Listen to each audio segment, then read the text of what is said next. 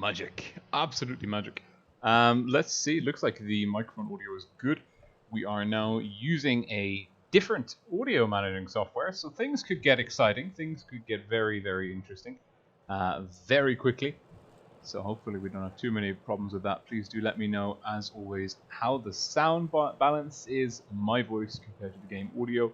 I don't have Nahimic post-processing up and running, which could, and I apologize in advance, could result in some very exciting microphone bleed when things get a little bit more lively later on in the tournament.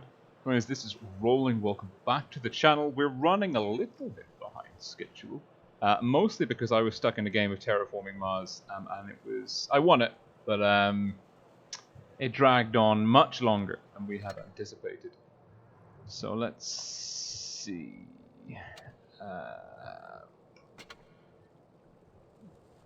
Gaga is our glorious room host, as ever. So let's just jump in now. Oh, that kind of works. I don't want to be that large. I'd like to be smaller. There we go. Marvelous, absolutely marvelous. Even the BST logo is a little bit big. There you go.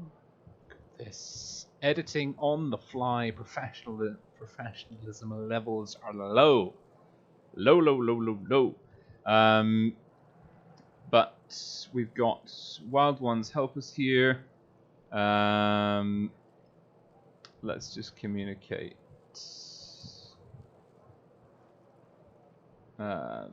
Looks like Every is having a little bit of stream settings problems. So what we'll need to do now, potentially wait for him. Hopefully he can get his one up and running. Let's see.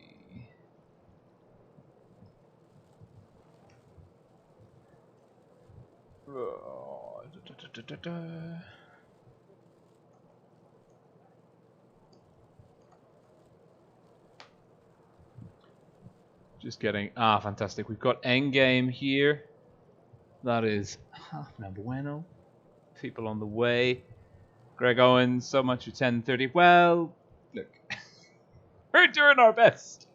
We're doing our best. The delay, there's a 5-minute delay, so the stream will be going through to YouTube. I mean, going live on YouTube now. So I just have to make sure that that's started properly. Excellent connection.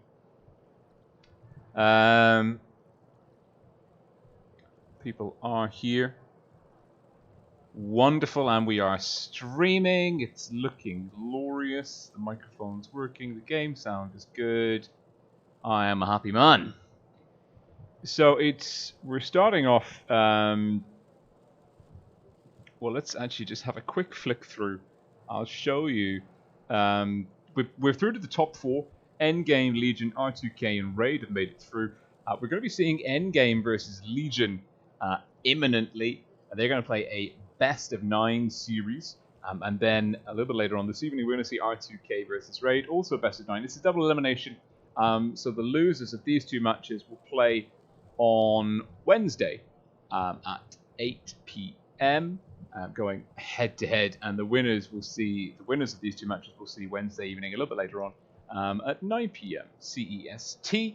And just to give you an idea of the maps, commit this to memory. But this evening we're going to start off Endgame versus Legion, Port Bay, Vineyards, Mayan Ruins, Alpenstadt, followed by Black Goldville. And we're back. Endgame and Legion in the house. I wanna see if I can turn on the. Let's just see what the first map is. Port Bay. Okay, we can work with that. Let's join a briefing. I wonder if we were having some difficulties with StratSketch the other day. I hope. I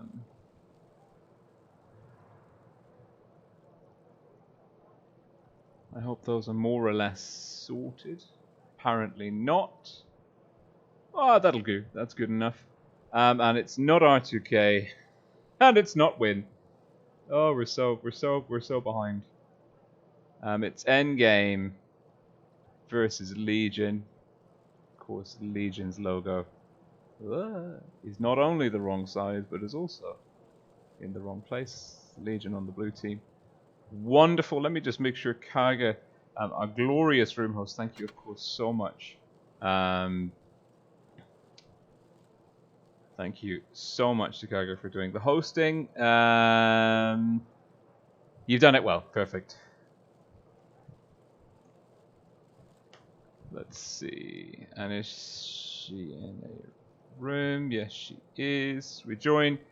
Fantastic. Thank you so much, Kaga, for doing this. You are my hero. So we're now in a Discord room with Kaga. We've got everything on the stream more or less set up. We've smashed the ready button. So we're ready to go. So now we're just going to wait for the teams. Wait for the teams to ready up. This is a Tier 10 tournament. It's not the Tier 8 Ascent. The summer season being run by Wargaming is Tier 8. The Blitz Summer Tourney BST Community Run Tournament is Tier 10. Misha Torres, great to see you here. Ibrahim Razi, Coil, Operation LMP1 says E. Deep, absolutely deep. We got Zerd here, Kerfuffles, Spitfires, Big 07, and the Bear Nose. Let's see, Vasya Gunli, good to see you again. Psycho official channel says oh, oof, oof. That's an F. Who's still in? Epic Potence from BPS. Good to see you as well. And David WG says hi. Cool. So we are just waiting now for the teams to ready up. Best of 9, first teams to 5 victories in this match will take the series and advance to the winners bracket in this top 4 double elimination. Quite a similar format to the top 4 that you would have seen in Twister, in recent Twister tournaments and Spring Professional Series. Great training. We've got 4 phenomenally talented teams in the top 4. For you, we've got Endgame, Legion, R2K, and Raid. First up this evening, Endgame versus Legion. Legion, of course, the dominant performers in the official Wargaming Spring 2020 Professional Tournament. Pretty much going undefeated throughout the whole damn thing. just awesome. Misha Torres, thank you for confirming that the audio is good. That makes my life much better. I'm having to flick because at the moment I'm on the PC, and when I try and stream from iPad when I'm like playing in the Ascent tournaments with R2K, it's just, you wouldn't believe how difficult it is trying to get it all on. Danject, good to see you, and the Kurtikon too. Fantastic stuff. We're running a little bit behind schedule, a few minutes, but that's fine. That suits me down to the ground. Gives me more time to load up on coffee.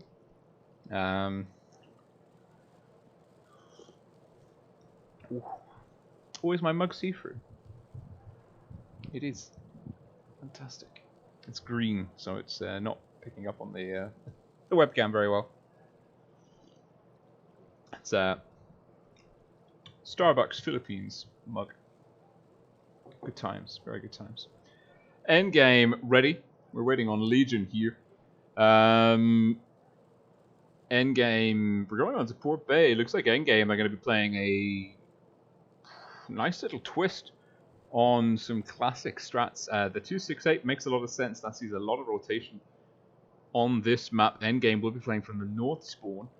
So let me see. While Legion are readying up, I'm expecting the 268 to be sitting around here.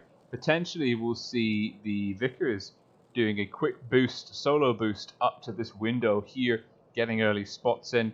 The FV215B might be used to defend C, or the 268 might be around here or here, covering either C or the AB area. They'll probably wait and see what Legion do. The Mouse, I'm guessing, is going to be doing something in B. That's really the only reason you take a Mouse. The IS4s and 113s, I'm not sure where they're going. They're quite flexible agents on this map. You know, that's a great core. Legion, on the other hand, double T110E5 is probably taking the reactive armor and speed boost. Will give them again the option to play aggressively on the medium flank, or to get stuck into the brawl in the kind of AB area within the city, down in this sort of southwest corner of the map. And Akachita says, hi rolling, hi chat, and spells hi the correct way, H-Y. I like that. I approve of that quite a lot. Looks like Legion got a 140. The speed of the one... Oh, no, not a 140 yet. Vickers as well for Legion. Legion are just... Legion, let's see what's happening in the chat.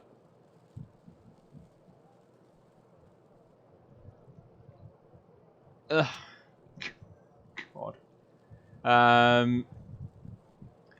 Alright. We're going. I'm taking off the overlay. We're not repeating that mistake from before. Oh no, the green screen. There's a corner. Ew.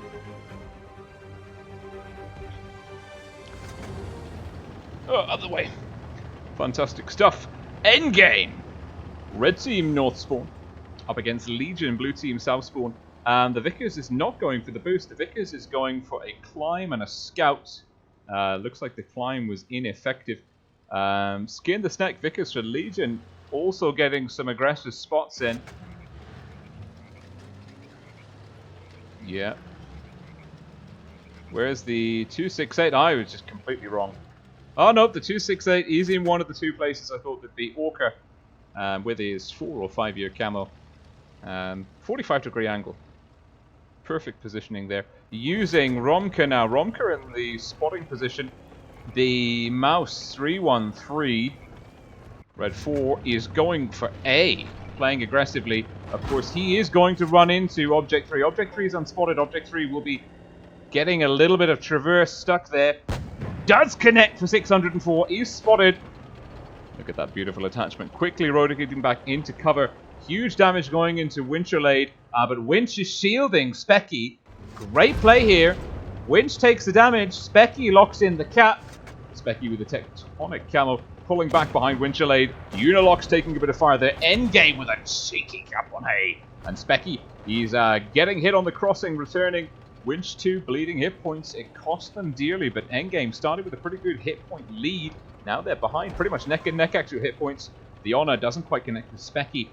Endgame with a huge play, getting A early on within the first 2 minutes. Cap points ticking in over in their favor. Skin the Snack. Legion have control of the corner over C, but I don't think, because we've got the 268, I think C is pretty well covered. Legion might go for the quick cap on it, but Snack, 140 in the Asia server. Camo gets a nice shot into Romka. Romka's in trouble. He's really out of position here. Welcome to the swarm, Mr. Security X. Romka is in a lot of trouble. Romka bounces a critical shot on Snack. He's on fire. Oh dear, he is caught in a crossfire. This is a chink in Endgame's armor. Like really no support. And he's down. Unilocks. Unilocks from over the A cap getting the kill shot in there. That's an impressive bit of crossfire. And looks like Endgame are going to try and counter push C. The Honor's low. Hit points still fairly close. Legion with an advantage and a gun advantage. Cap points still in the favor and still ticking over in the favor of Endgame. Winchelade alone. Winchelade is alone. Free kill here for Legion. Unilocks and 22. No, he's not alone. Specky is there. Specky and the 113 will be looking to farm, maximize the sacrifice of Winch and the mouse. Winch will try and die slowly, not slow enough. Unilocks for the kill. And Specky also a free kill. It'll be 22 and Object 3 going in. The Honor's gone down to shock. Orca and Carolade. This is some really interesting positioning happening by both teams. Carolade and Orca. Carolade going in for Sneck. Will be looking for the kill here. Specky's gone down to 22. Carolade picks up the kill on Sneck. Skin the Sneck in the Vickers Light one. Now bouncing out, looking to engage. The low hit point Chocolade could potentially pick up the kill here. Will be looking to shut down that FB. Nico doesn't quite reverse in time. It's a solid kill for Skin the Snack. Legion in control of this. 5 guns for 3 hit. Cap points, sorry. Still for Endgame, but Legion just dominating the guns and positioning here. Endgame dying early with Romka on the corner, and then getting chewed through piecemeal in the city. Legion now advancing up towards C. The last two, Carolade and Orca. Last gun standing. Orca with a shot, misses 22. Skin the Sneck coming around the corner, looking for the kill shot on the 268. Bounces! Orca with the reload, but Sneck will get round his traverse. Carolade might try and block, but Skin the Sneck will pick up that kill. Carolade now the last man standing for endgame, all alone. And down, and that's Object 3 with a big hit.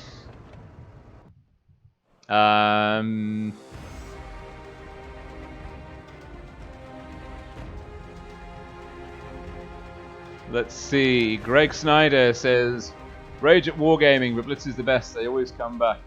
I mean, if you... Fuck my life. If you read what I say... No, actually, no, I'm not going to read it. If you haven't actually read what I said, I will not humor you.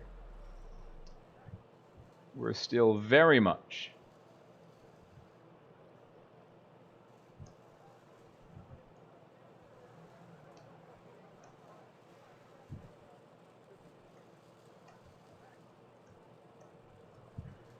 There we go. I'll reply in the chat.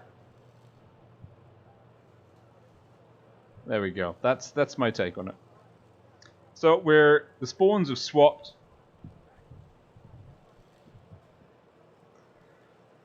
Endgame now will be playing in the south spawn.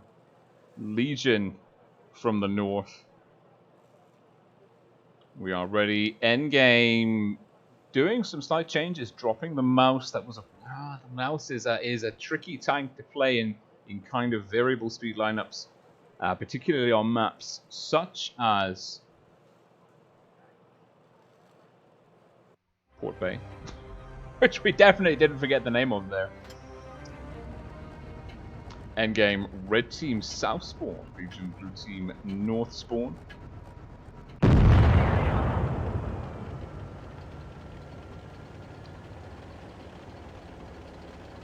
Endgame bringing a VK. Don't see this tank a lot in tournaments.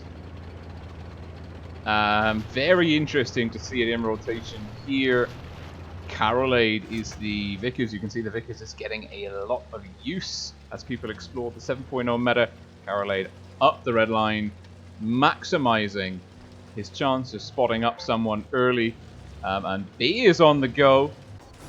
That's Romka, Nicolade, and Shock. It's a triple IS4 cap on B. Unilox will get one.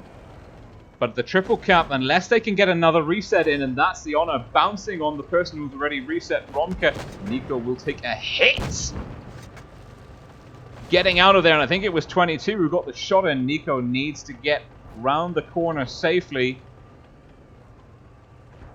Endgame with a great, again, early cap pressure for a little bit of hit points, but again, they're starting off with a solid hit point lead that's still carrying through to a 500 hit point advantage. C is now being capped by Legion.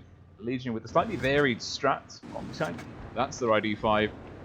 This will put them over 1 kills. Cap points behind, and Winterlade fluffs the shot. Should have gone for HE. That reset could have been critical if there's a 20 to 30 point win for Legion. That shot could have been the one that threw it. Winterlade damage track repaired. Endgame pushing into C now. Legion spread wide. We've got Eggy and the Honor still in the city. Specky, Nico, Shoko, all there. Actually moving around to C now. Endgame are committing to the C flank.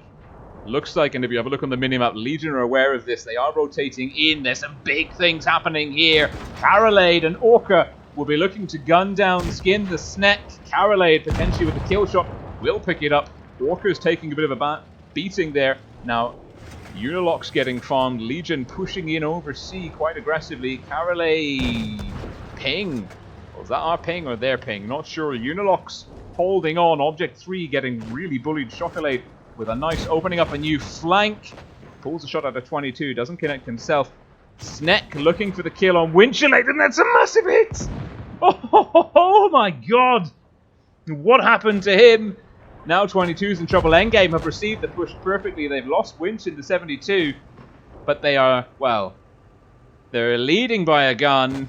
They've got some healthy tanks. The hit points are pretty close though. Legion are not out of this. Endgame are on a fine margin of victory here. Specky shooting into Eggy. Eggy dropping the reactive armor. Nice HE roll from Carolade into the back of Eggy. Orca going down to Unilox. Unilox pushing aggressively. Eggy has gone down to Shock. Now the honor is a 2 versus 1. He's not long for this world. Chocolade will be going up into the honor as well. Romka looking to engage object 3. Carolade caught in a bit of a tricky position. Now having to look for Unilox. The honor has gone down to Speculade. Carolade doesn't get that shot in, but Nicolay does. Great connection. Last man standing for Legion this time round is object 3 in the 268. And it is Carolade in the light tank that picks it up. Absolutely superb. And we are 1 for 1 coming out of Port Bay. Endgame getting the quick cap strat correct on the spawn swap. And receiving Legion's push very well. Well, counter push, because Legion was actually Endgame that took the initiative to get aggressive over C, and Legion were the ones kind of drip feeding themselves into the fight. And whew, that was glorious. So let's just update the scores on the doors as best as we can. There we go. It's 1-1, 1 apiece. Next map is Vineyards. Here's one I made earlier. If I can find the damn thing. There we go. Vineyards. Already up. Endgame versus Legion. Ooh, I think a good cup of coffee. Right. Again, that Vickers light tank. I'm expecting the Vickers will receive some kind of minor tweaks and nerfs before Twister season rolls around, because it is very good at the moment. Very, very good indeed. And you know that because the best teams are using it quite often. And not just once, but twice. Great DPM, phenomenal view range and camouflage, nice alpha, good high explosive penetration, and actually quite a troll armor profile. It's a good combination. I'm very happy to see, well, actually that's a point. The BST uses the Blitz, the Community Masters Tournament rules, which is no premiums, no collectibles, no collector tanks, whatever you want to call them. So no paywalls in this tournament. So it's actually like a proper, fair playing field. And also no ETGMs. Which just makes my heart sing, you know? Because those things are an absolute bane on the game. Legion shuffling a few tanks. So actually maybe you won't see as many Vickers tanks used in Twister or in an actual tier 10 in a tier 10 tournament without those restrictions. You might still see the Sheridan in play. Going in now. First game on Vineyards.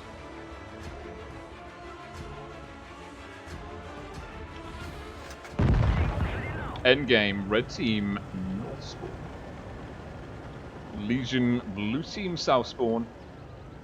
And it's the double Vickers. Carolade and Orca will be going for a double quick cap on A. Look at the positions they take here. I'm curious to see, will they go for the spots? No, that is a safe cap. Oh, no. Teasing. You might see some blind fire going through here. They're spotted! Who got that? Wow! Great play by Sneck and Unilox.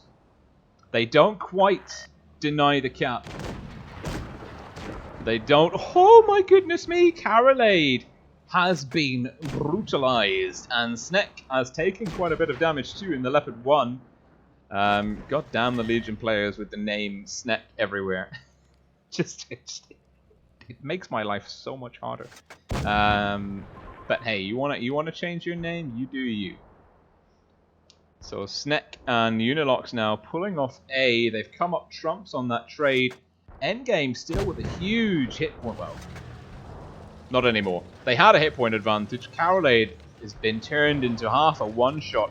Romka as well is now in trouble, and Eggy will be picking up a quick and early kill. And Endgame are falling apart. Absolutely falling apart. They did not want to lose one of their 3 IS-4s. They're now getting farmed on the crossing. Is that General? General, the crossfire here from Legion is astounding. Unilox getting unhindered shots into General. General has got nowhere to go. He's in the open to Unilox. The Leopards from Legion over there. And if he goes too far in that way, he's in trouble. And if he pushes there, there's Eggy. General is just having a really bad day. Catch the Sneck and skin the Sneck. Vickers E3 tandem just rolling up through the city, looking to put some pressure on there. B has been capped by Legion as well, so the cap point's actually in Legion's favour. This is Legion's game. They've got this. They are so in control of the field here. Object 3 dropping the speed boost, getting the kill. It's a 4 onto 1. Chocolade is just regretting all of his life choices. Catch the Sneck with a big hit. Love a bit of a T110E3 action. And Endgame making a counter push here, clearing the other side of the map. And it's a 4-on-4. Endgame, oh no! Winchelade getting a little bit ambitious on the river, and glorious though the toxic shock camo is, it won't do him too many favors here. That's a wonderful shot from Object 3. And Object even picks up the bounce. Endgame did a great job of pushing through, but they've lost A. Nico's taking damage. The 268 not in a great position here. And Legion will be pushing through now on Winchelade. Catch the Sneck. Advancing in the T110E3. Nico's down to Object 3. Big hit from Catch the Sneck and Eggy there to double tap for the finish. Object 3. Connecting on Orca. Orca and Carolade. Just hanging on by the skin of their teeth. Carolade harassing from the flank, but Orca, nice little pause there, trying to dodge the shot. Nice high explosive roll there. I think Skin the Sneck has him bang to rights, and Carolade, who's been on 173 HP since about 30 seconds into the battle, will tag Eggy, but Eggy will quick shot him back in the IS-4, and Legion, with a just a phenomenal game position-wise.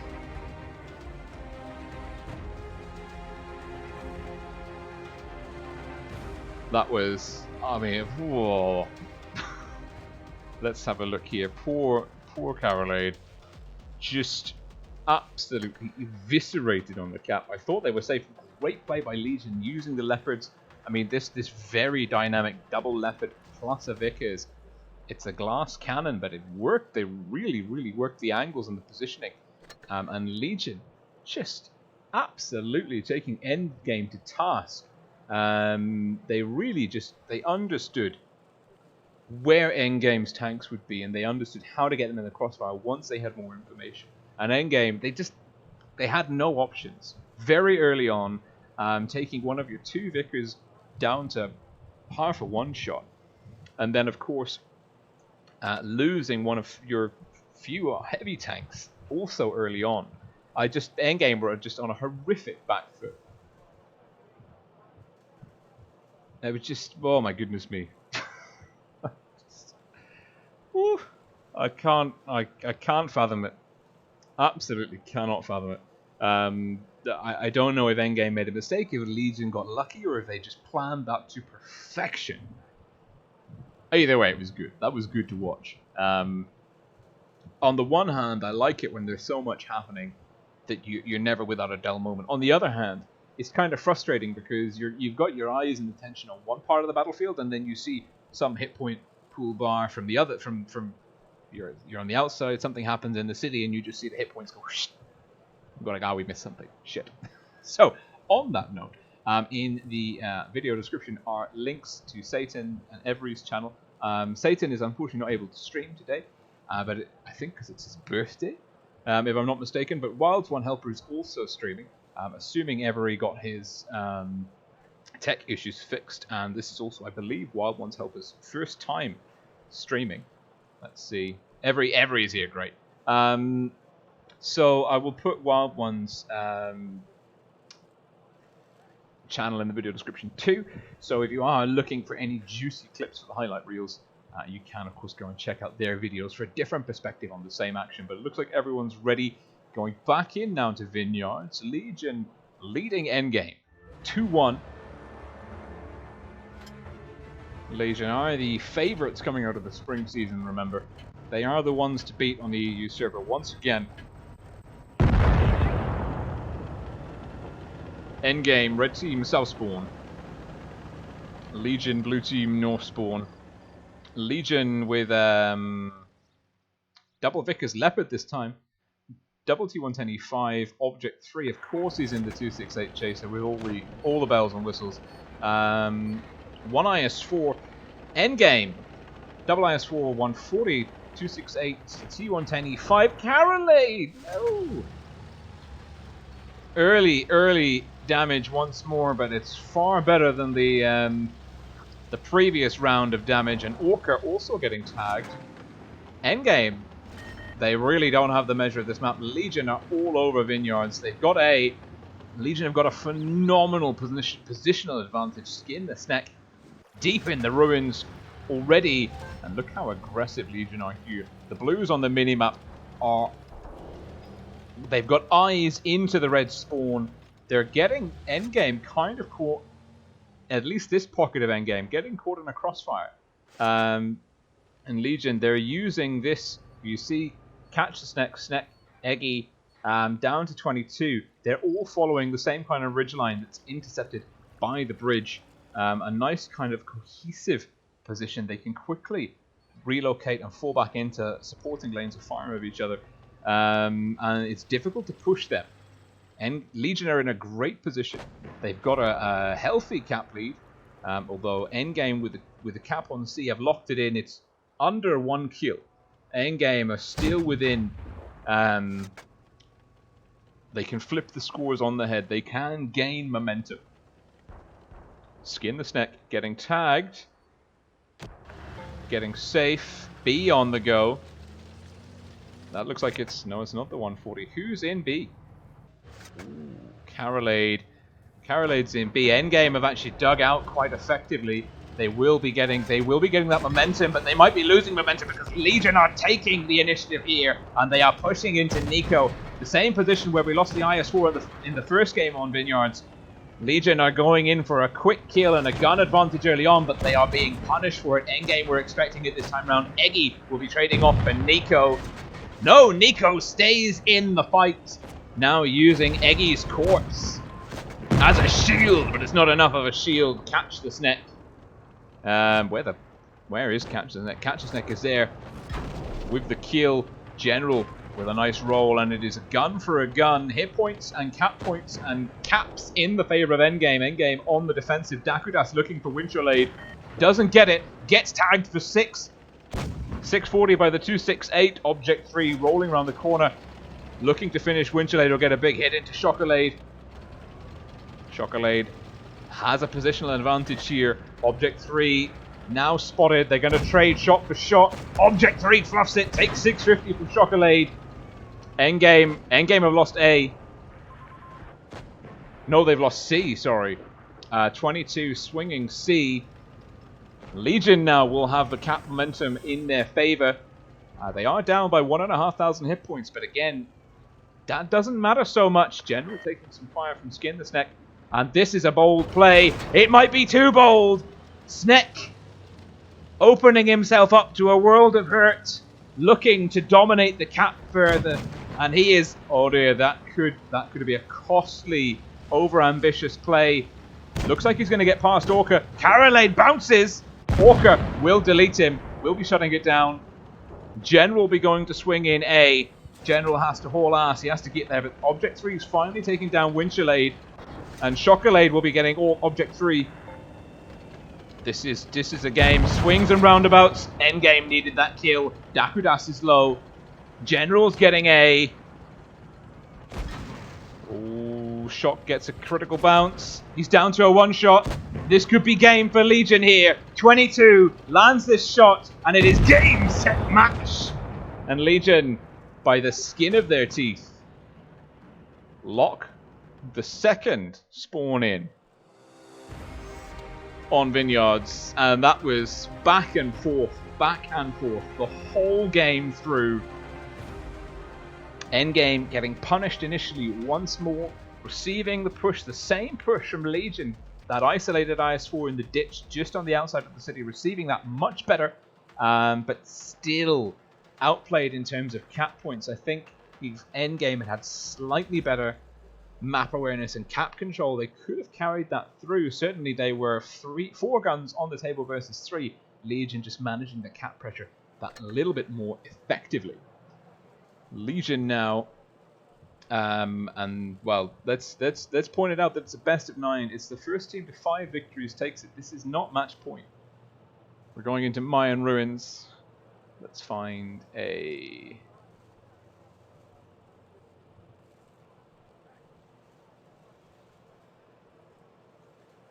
There we go, that's the map.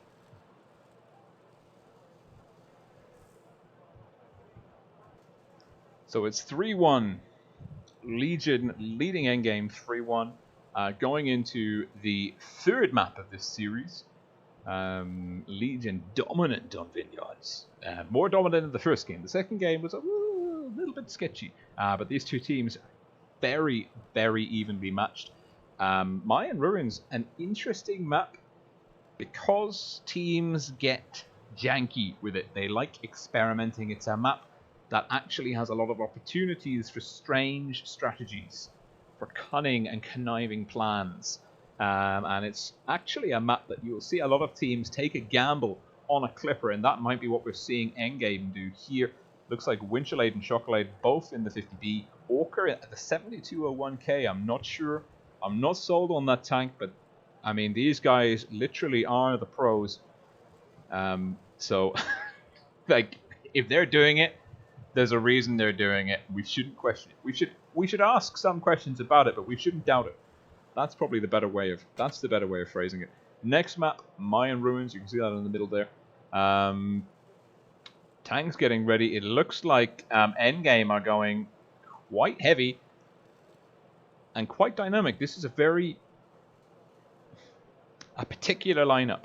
The double super heavies indicates that we're going to be seeing Endgame playing this area here. Actually, they're playing from the north spawn, first. So I'm anticipating nice, strong control from the city area with the Mouse and VK. The Clippers, I don't know where they're going, but the Clippers coming out from behind those super heavies, that is a hammer and anvil kind of setup. Legion with the double Vickers. Endgame have brought 1 Vickers to the party, along with a IS-4 E5 as the kind of token heavies to fill the jack of all trade roles. Endgame, red team, north spawn, Legion, blue team, south spawn. Legion, double Vickers, triple T110 E5, double IS-4. Legion, much flatter, but much more reliable, and they've taken that double light tank advantage. They said, you know what, we can get 2 tanks here early. There's no way Endgame can send 1 Vickers into contest 1 versus 2. That's a quick cap advantage for Legion. They need that. They need that. They need to be the team. They don't want to be pushing into super heavies. They want to be farming heavies in the middle, and Romka peeking a little bit aggressively there, getting tagged by Eggy. Eggy working a wonderful hold down position in the T175 here. He's a tough pen. Has got shots and he's blind firing actually. Let's see here. He's blind firing Winch and Chocolade. Legion don't know that the endgame 50Bs are here. Romka again getting tagged. And Romka could be in trouble. Catch the Sneck. Is Romka going to go in for B? B is. There's going to be a lot of things happening on B. Object 3 in the Foch 155. Haven't seen this TD used in a while. The double tap potential could be effective. Endgame. Both Vickers are getting tagged. Huge hits. The Clippers. Oh, we missed the action. That's what we're talking about. Winchshock and Carolade were on the corner here. They anticipated the Vickers coming in through the spawn. Wait and bait.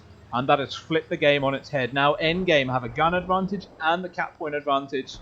They're going to be quite happy to just cover B. Romka's getting farmed though. Romka is just in a terrible position. I mean, someone has to be there. Now he drew the short straw. Catches neck looking for shots. Doesn't have the shot there. Romka just under the horizon. Endgame with the sneaky wait and bait strat. The 50Bs there with Carolade waiting. And this is the genius thing, because the Vickers came around the corner and you don't see where the 50Bs are until you're right on top of them. And then those Clippers permatrack and delete a Vickers light. Skin the Sneck. That last light tank. Look at it. He's completely unspotted. He's got a beautiful crossfire on Specky. He's got the damage. Oh, Romka is... And if Romka goes down, Nico is getting tagged as well. Oh, but he has to keep B safe. Big role. Big important job on the shoulders of Catch the Sneck in the IS-4. The Shattered Ice Camo. He has to cap B. He is wiggling and jiggling, and he locks it in. And Legion once more have swung into a favourable position. The 50Bs are coming, but they knew they were there, and Winterlade is in trouble. Oh, Catch the Sneck getting a lot of bounces. Nice preemptive move. Nico getting huge damage. Endgame have lost so much in the way of hit points. They're still holding on to the guns, but this mouse is very low. Unilox will be looking for the kill shot here. Reactive armor. Is he pushing shock? He is. This is messy. This is very messy. Endgame are down on hit points. They are counter-capping B with Specky. Orca now moving on to Catch the Sneck. This is crucial. Orca has to land this shot. Absolutely has to connect this. Cannot! Into tracks! Into tracks, and Chocolade's down. Object 3 in the Foch. Will have one more in the chamber. Looking to clear Nicolade. Will! And Specky's got Catch the Sneck. Good lord. Eggy now in trouble. Romka so low, so early. I think Eggy's got him pipped on the reload. Eggy does! And Specky's gone down to Object 3. Carolade takes down Skin the Sneck. It's a 3-on-4 cap points. This is very close. Eggy's down to Winterlade. Object 3 reloading. He's going to have 2 in the chamber. Orca controlling B. Dakudas with the speed boost, with the reactive armor. Easy kill. Object 3 might be looking to hold on to his ammo. Dakudas takes the easy kill shot. It's a 3-on-2. Legion swinging the caps now. Endgame with C. We've got Winch in the 50B making his way to A. At the same time, we've got Carolade going round the opposite flank. Legion with 50 cap points to go. They've got 2 cap points to 1. They've got guns in the field. Winterlade now looking for something, anything. It's 1. Does Dakudas have reactive armor? No, he doesn't. And Legion take it up to 4-1 and match points. Oh, that's some good stuff. Some very, again, another game of punch, counter punch, move, endgame with the brilliant wait and bait, early gun advantage. Legion farming with the Vickers, the incredible Vickers V-range, farming Romka in the crossfire. Then a wonderful push by Legion in through the city area. The 50Bs caught and moved from the 50Bs, trying to go for the counter push on B. And once the IS-4 from Legion had it, Legion anticipated that, farmed them on the crossing. Just some brilliant gameplay all round by both teams. But Legion, once more, coming up trumps in the final moments of the match. And that one was a very comfortable... I mean, they were at an initial advantage with the cap laden position, disadvantage when they lost the first Vickers.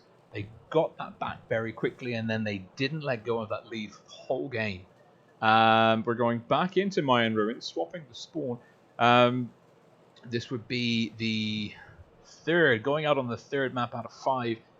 A 5-1 victory for Legion would be a very dominant performance. Poor Endgame are staring down the barrel of needing 4 victories back-to-back to take this series. And that is a tall order.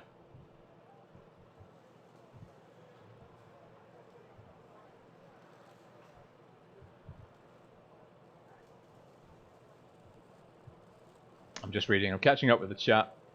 Indigo and Wonderkind. R2K battles will be at 9 PM CEST. That's in about 20 minutes or so. So just hang tight. Oh, I'm exhausted. Absolutely exhausted. Wouldn't have it any other way, though. Going back into, I mean, this just... The 50Bs, they were here. We missed it. Fucking missed it. I knew we were going to miss something like that.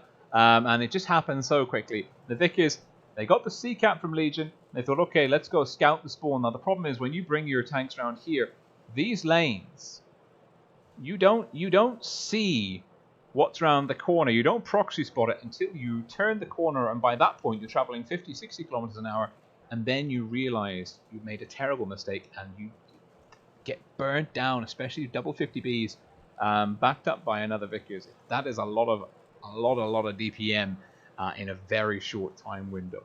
And when we saw Endgame effectively remove a Vickers, just like that. Brilliant stuff. But Legion with the great counter push through here, also anticipating the move of the 50Bs. The 50Bs came around this way, looking to catch the IS-4 from Legion out B. Legion, I mean, they knew it was coming because the IS-4 moved to be hull down here. They had pre-aimed shots here. One of the 50Bs lost over 1,000 hit points before he was even halfway across that gap. I mean, that is just staggeringly good. Just waiting for the honor now. And we're in potentially the last game between Endgame and Legion this evening. Of course, it is a double elimination. This will not be Endgame out of the tournament if indeed they do lose this match. But given the dominant performance of Legion so far, Legion Blue Team North Spawn, Endgame Red Team South Spawn, I can't see it going any other way. But who knows, because Endgame, they could be about to embark on an epic comeback quest. Carolade in the Vickers, spotting under the bridges, looking for control. Endgame with a double 50Bs, but E5s and IS-4s alongside the Vickers. They've thrown away the city, but they're playing aggressive on C. Legion, IS-4s, well, an IS-4, a Faust 268, double TD, double T110E5, double Vickers. There's some interesting strats here. Legion, confident, very confident. Eggy and Dakudas quick capping A, cap lead for Legion. Both teams with a nice reliable core of heavies. And you can see the hit points actually 2,600 hit points in the favor of Endgame. And the only person who's taken a bit of damage is Eggy, and I don't even know where that's from. Like, I don't even know where that's from. Endgame with control of C. Endgame now in a very interesting position because, again, once more they're on the back foot, and I don't think Legion's going to be sending a Vickers around any corners anytime soon. Probably Sneck and Skin the Sneck have learnt that lesson the hard way, and I doubt that they're going to be repeating that, especially noting that Chocolade and Winterlade, and same thing again, but this time they're closer on the A flank. They're locking in the city. Nicolay could be in a bit of trouble here. Endgame don't have many options. They're not far behind. They're really not far behind at all. If anything, the 50Bs could do a cap stop on A. That is not an impossibility, but Romka is spotted, and he is doing... Whoa, Unilocks with the shot. Romka commits. And I get my buttons mixed up, and there's the honor! Before 9-4, the honor's not punished! Oh, but he is punished. He is getting punished. Nicolade now side-scraping, locking in this flank. Romka seconds away from a cap. Specky firing over the top. Romka gets the cap locked in. Hit points hugely in the favor of Endgame. And Chocolade, the cavalry rolling in. And Skin the Sneck is thinking, oh god, I've made a terrible mistake, and it cost him 700 hit points. I don't know if the 50Bs want to go that way. Nico takes one, bounces another. Ooh, Sneck with a nice HE roll into Winch. Sneck opening up a new flank. Legion with a very aggressive play, and Winterlade is removed.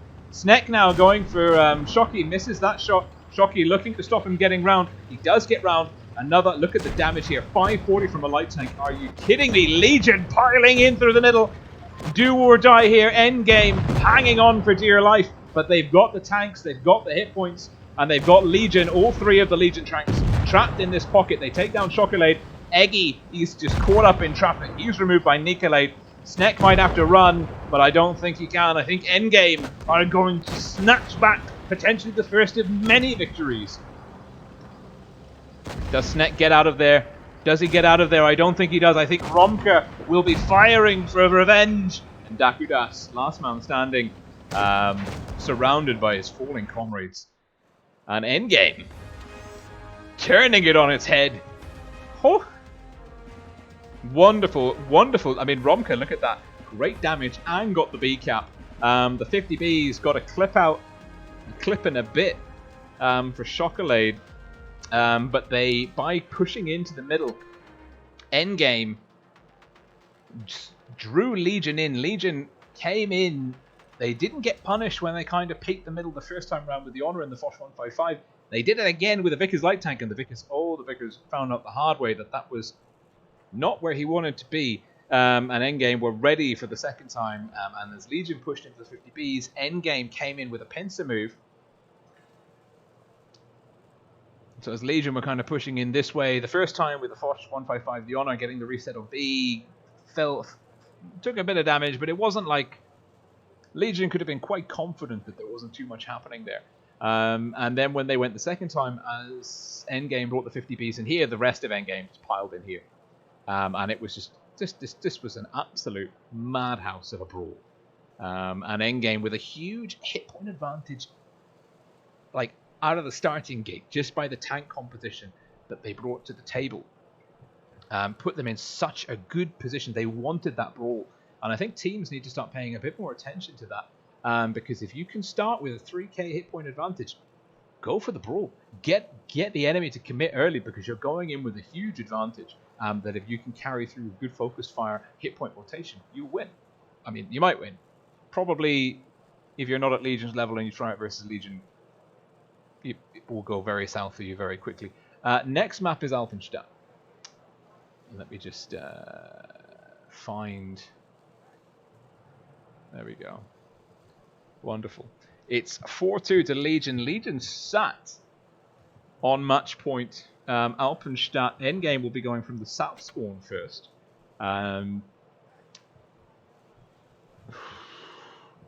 Which notionally means they're better for the outside flank. But Winch in the mouse makes me think that they're not doing that. The mouse does not enjoy the A flank.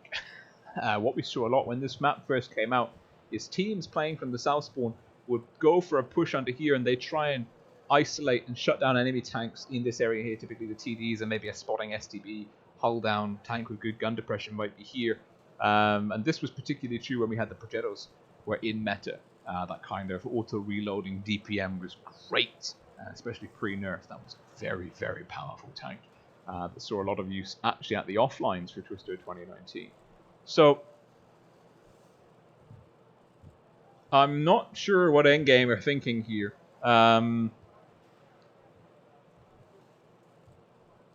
Because it's a nice flexible lineup. They've got the mouse. Let's take the overlay off.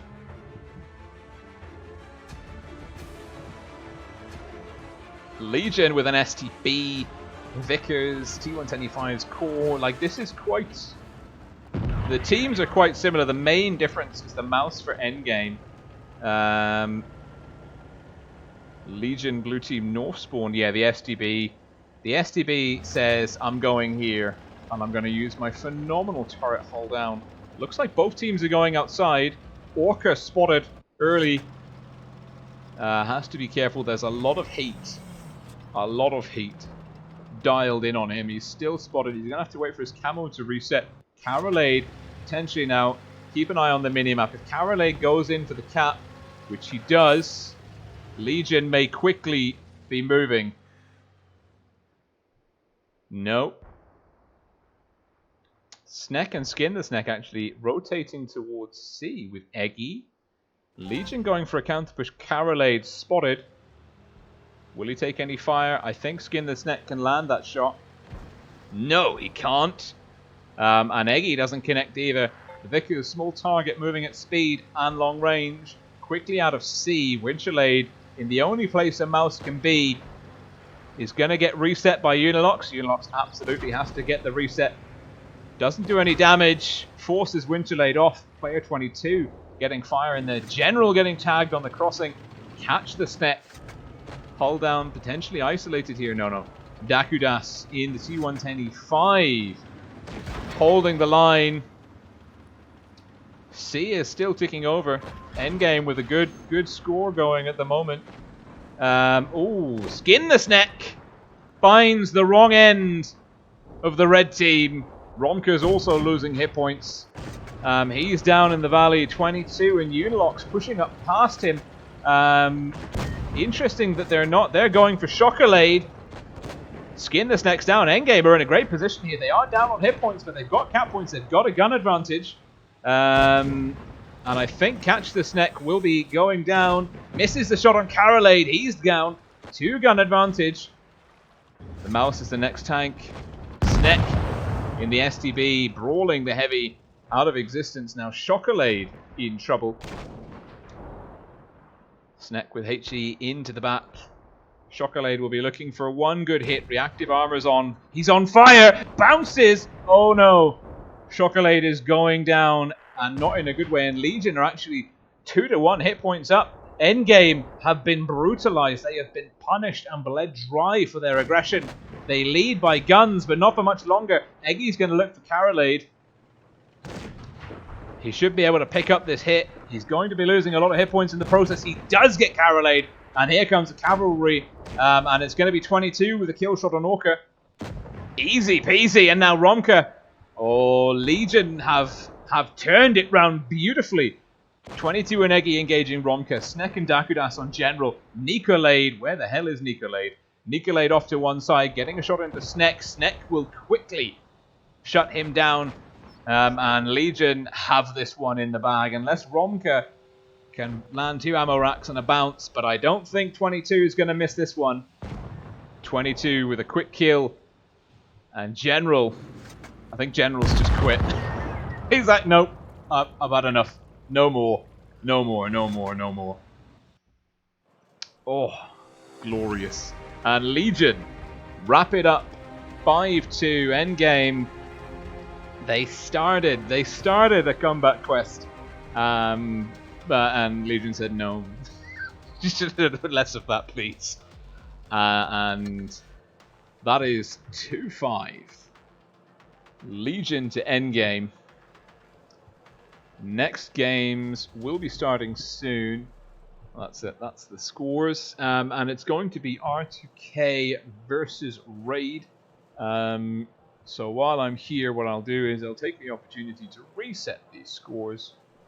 Big congratulations to Legion for that. A great series by them. Some truly exceptional gameplay by both sides. Certainly, I do cry when I see either players from players from either team on the red team. Like, it's just, you just know it. You just know you're in for a bad game. Randoms or ratings, whatever. You just know if they're on the red team, you're gonna have a really shit time. That's just how it works. Raid and R2K. Look at that. Pew, pew. Fantastic. And the map that they're going to be playing on. So let's just revisit the elimination knockout. So Endgame will advance to the losers bracket, and that plays out on Wednesday evening, 8 PM CEST, and they will face the loser of R2K and Raid. Of course, the winners are Legion advance to the winners bracket, playing out later on Wednesday evening, 9 PM CEST. And there we go. That's pretty self-explanatory. Maps. Well, the first map up is going to be Faust between R2K and Raid.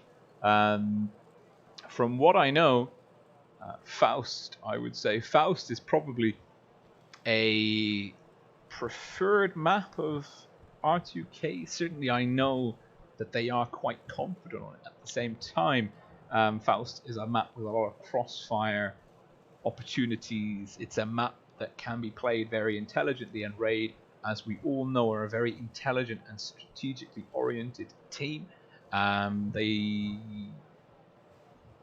have quite intricate gameplay at the strategic level. At least that's my opinion of it. They do a lot of planning. I think there are some teams which kind of go in with a little bit of forethought and a lot of raw skill, and then Raid, obviously very talented players individually, but really study. I mean, we know, for example, from Twister 2018, Messi in the grill, Fort Despair, boost strat.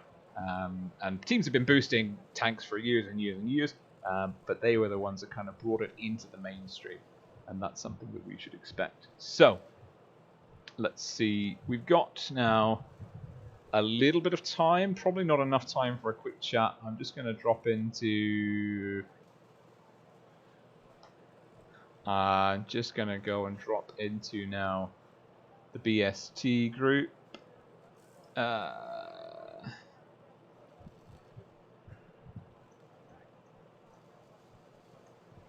And just say we'll do like a little commentators chat after the R2K raid series. Rose YouTube is here, fantastic. Please do go and check out her YouTube channel. Makes some good Blitz content and is a very lovely person all round. So you know, well worth checking out. Ronnie is here. We've got Biscuit from the Sia clan. Lego Lade. Victor Akar. VIP from Legion. Laura Alpenstadt. I hope I pronounced that correctly.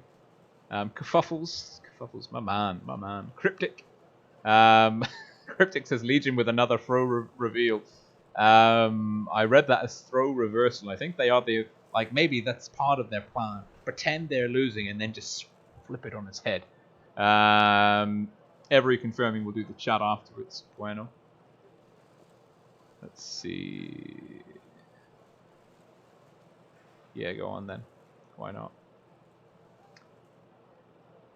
Of course, Kaga is here with me on Discord.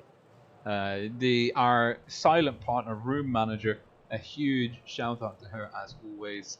It's a tough job. You have to remember to swap the spawns, you have to get the map right, and you have to listen to two teams faff around telling you which person to put in, which person to put in spec, and we're ready, no we're not ready. It's a nightmare, and she does a great job. I know that every Wild One and myself are all very grateful for having someone as dedicated as Kaga who's just here helping us in this way, because it does make a huge difference. And now let's catch up with the chat. Yeah, ABNK tanker. Clutch play by the STB. Oof.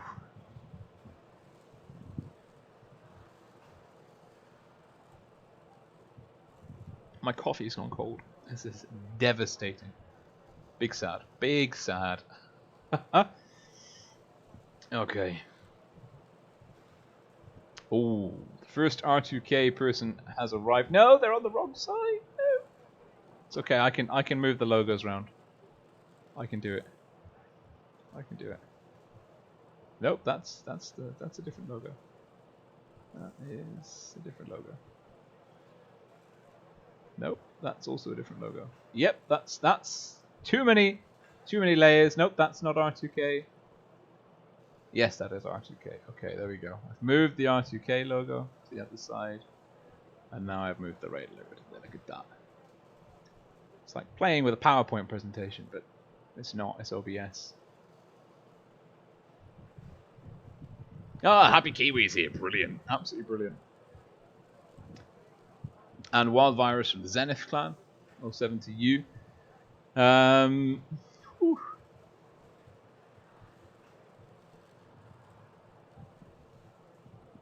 Raid versus R2K.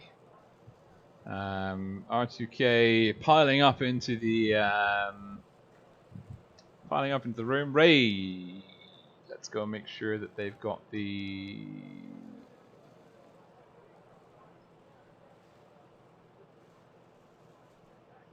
stuff. I think they do.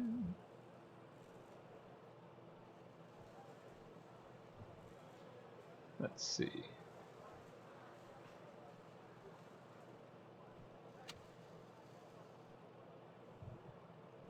Nah, that's good. That's good. Perfecto. Oh no. Oh, it's okay. Okay, it's good. Yeah, yeah. Like that, it's fine. Oh, good lord. Ah! There we go. Okay, it's good. It's good. It's good. It's good. I've got the team and the logo on the same stuff. Ah. We have fun. We have fun. Oh, Lopany's here. Fantastic. I met my man Lopany in Antalya, Turkey, November 2019, just after Twister. I was traveling for a Medpan workshop, I think. And him and Aliki and another player whose name has escaped my mind actually came out, and I've got the sign somewhere. Oh god, we got time. Let's hook it up, because this thing, I'm trying to work out how to get it into the background. The problem is that I don't have a shelf back here. I really need to work on that. Hold on. Let's see if I can get this working. Oh. Let's see. Hold up. This is freaking boss. Okay, I've got an empty plug. Hold up. Hold up. Nope. Yeah. Let's see. Oh no, I've lost the remote control. No. It's around somewhere. It is around somewhere.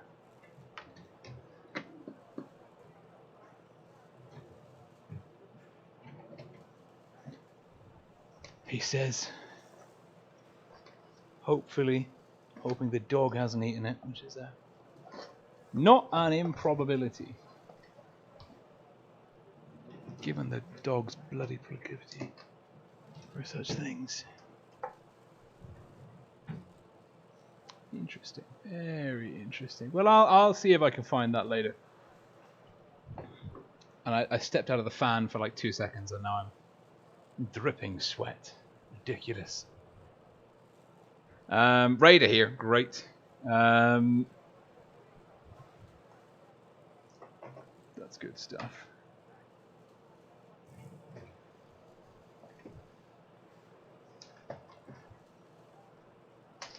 There's a problem with having very disorganized drawers of stuff.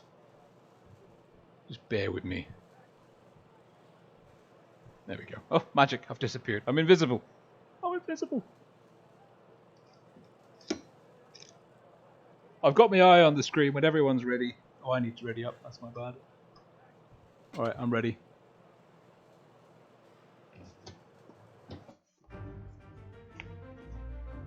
We're going in. I can't find the blessed clicker, so I will have to wait. Let's turn the cells back on and go in. R2K versus Raid. R2K, red team south spawn, Raid blue team north spawn. And R2K with a nice IS4s. FE215B, that's the one. Mo, Wonderkind in the 268. Edgar GQ in the 140. F-Ject in the Vickers Light. Messi, Talk of the Devil, is in a Vickers Light as well. And he's going to be meeting F-Ject. Will have the gun depression. Doesn't connect. F-Ject pulling back just in time. Cap advantage on D. That's the one. Mo getting crossfire into... Oh dear, oh dear, oh dear. Raid making a counterplay. And Zerd is about to discover the money dude. The money dude connects. OG Project now as well. Looking for some shots.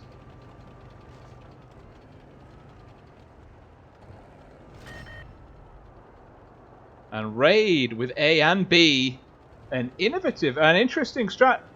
Raid, the IS-4 is all on B. No party looking for some crossfire. Will tag Blaster. And Raid, they got B, but they've kind of lost field position here. Now they're trapped in a pocket over A. They're going to use Messi to bounce out. F-Ject's going to spot up Messi. And they'll trade. And in comes Edgar. Edgar is going to overextend. Massively overextending, and Edgar Pushing blindly into 3. OG Project in the IS-4 is down. But Edgar GQ just got the red mist and pushed in and is left F-checked alone. F-checked has to run. But he is not long for this world. And Messi will chase him down. Will he? Or will he get out? No, Messi's got him. Hunting him down. And R2K, that was a huge mistake by Edgar. Just far too aggressive. Now R2K are the ones trapped in a pocket. All 5 of R2K's tanks stuck on B. We've got Raid now with Sick and Messi pushing in over the outside. It's a 5-on-5 hit points in the favor of R2K. R2K looking to focus. They've got Wonderkind in the 268 though. They have taken JP. The 1mo locking in the kill shot. Playmaker and Blaster.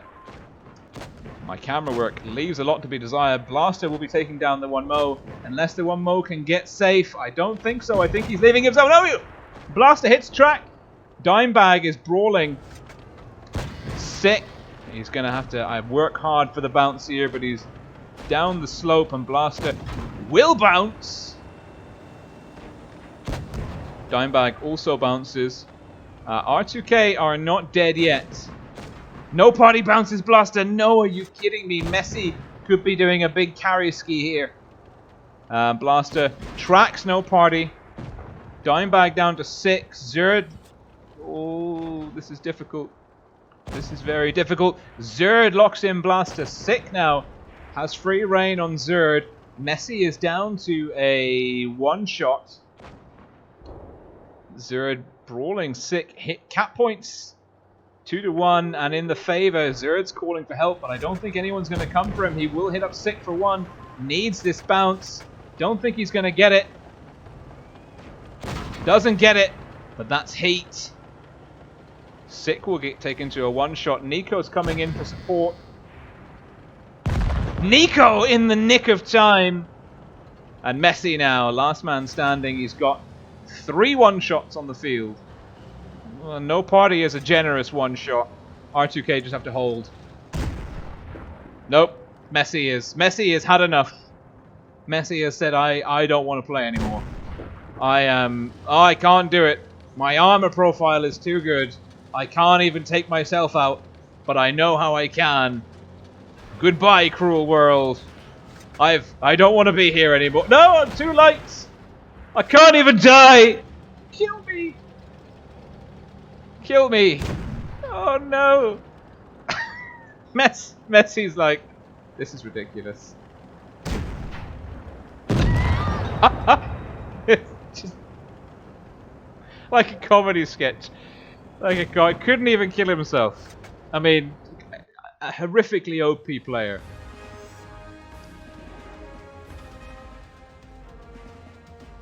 Oh, but R2K leading raid 1-0.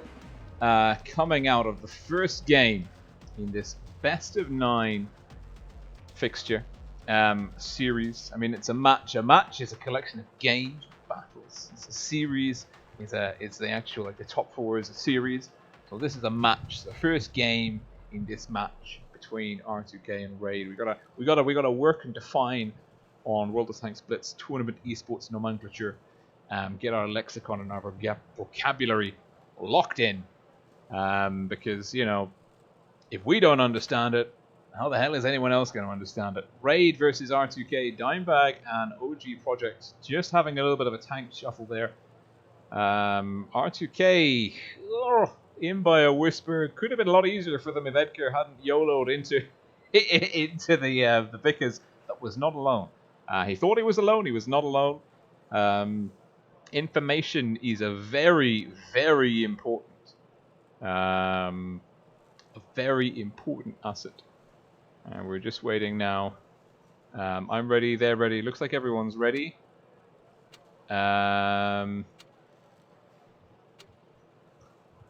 We haven't gone. We have gone. We're in. Am I delayed? Am I coming in? Fantastic. Fantastic. I have missed the first 20 seconds of the battle. That is very peculiar. Very peculiar indeed. So I've been thrown for 6. Excellent stuff. R2K with a cap lead. Very small C to D. Raid rotating now in aggressively on to C. Nico, no party, is about to be the recipient of a very angry swarm of Raid players. Money Dude will be looking for a shot here. Goes right underneath the chassis. And R2K now counter pushing into the back. FJect and Edgar GQ. Double Vickers looking for JP. Oh, finding JP and Messi. FJect in trouble. Raid 2-1. Edgar GQ in the wrong place. Edgar GQ unspotted. Tagging Messi, but FJect is low. Messi will be picking off Edgect, and Raid will be coming in strong with the lights in the back flank. Raid are also picking up guns in the heavy flank too. This is not going well for R2K. The Money Dude will be shutting down No Party. Blast has gone down for one more OG project with a ram kill on No Party. And Wonderkind in the backfield, and I think Raid just really seized the initiative on this game. Unlike my internet connection, which put me in about 20 seconds too late. Wonderkind denied by reactive armor, looking for a bit of a ram kill on Playmaker here. Raid with both Vickers light tanks coming in. They've got complete control of this. The one Mo getting burnt down by the Money Dude. Wonderkind will have to look to block. Doesn't even connect with the Money Dude. He's got all the pen in the world. And the one Mo is deleted by the Money Dude. Messi now getting round on the back, and it is Wonderkind and Zerd. Last tank standing. Zerd with a nice roll into Sick. Crossfire in from Messi. JP will be pushing up, waiting for Zerd to turn, and will 291. It's a low roll, but it's enough for Sick to finish him off. And Wonderkind in the 268. Oof. Looking for a pen. Is he going to do a Messi and just end it all? No, he's going for the damage. And Messi with the kill on Wonderkind, and Raid tie it up 1-1. Coming out of Faust, a much better showing. A much better showing indeed by Raid. Coming out of that one. And Raid and R2K tied up 1-1.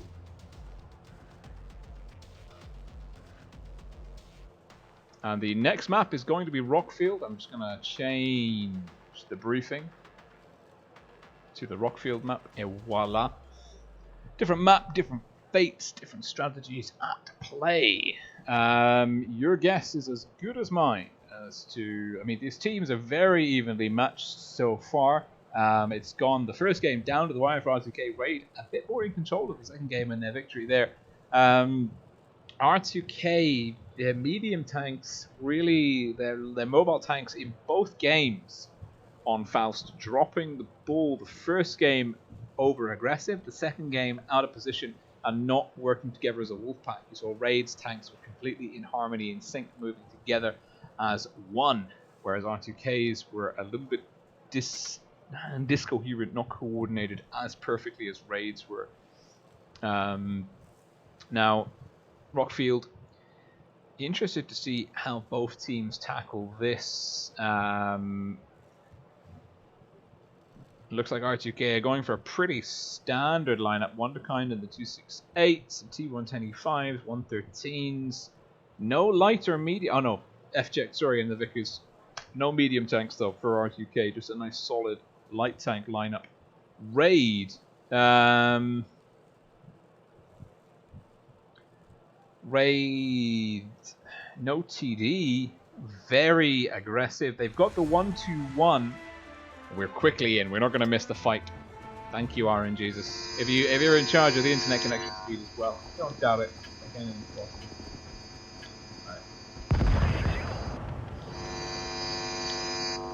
and R2K now.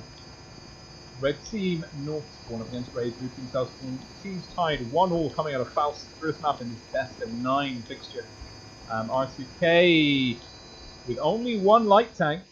FJect getting some spots in, spotted in return, takes one, doesn't deal anything back, hit points neck and neck. Raid with the cap lead. JP in the 1-2-1, like we're seeing a lot.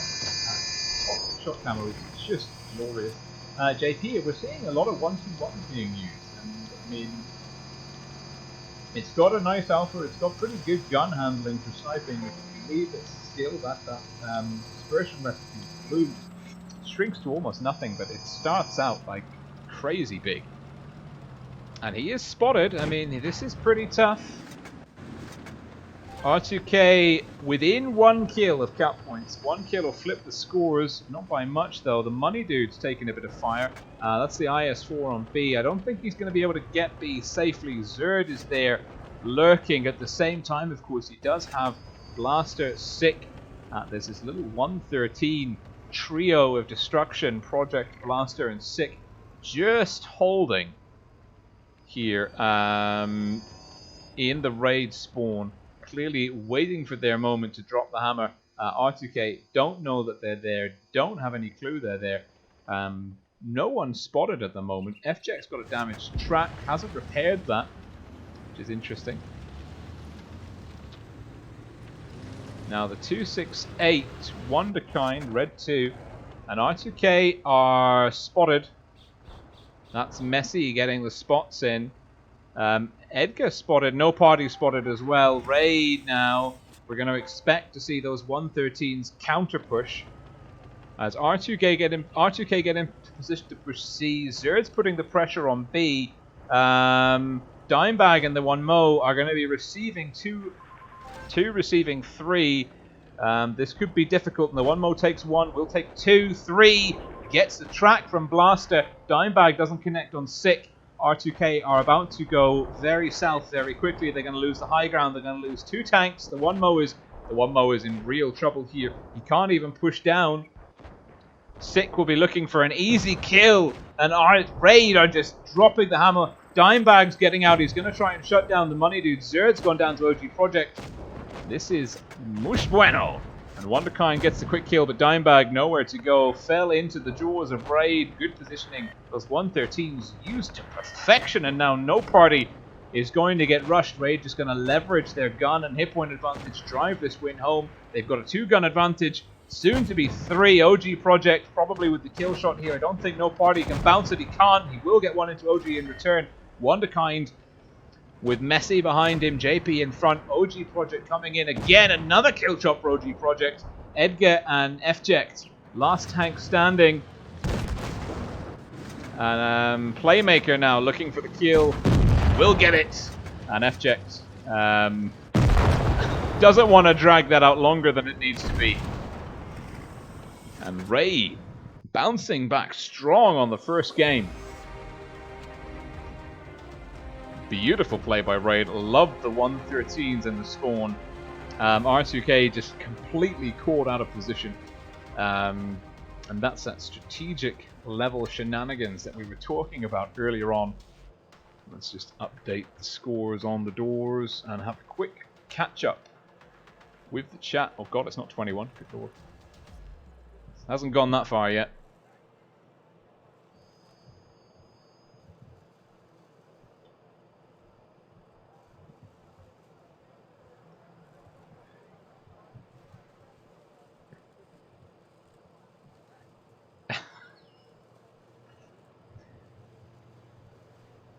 Just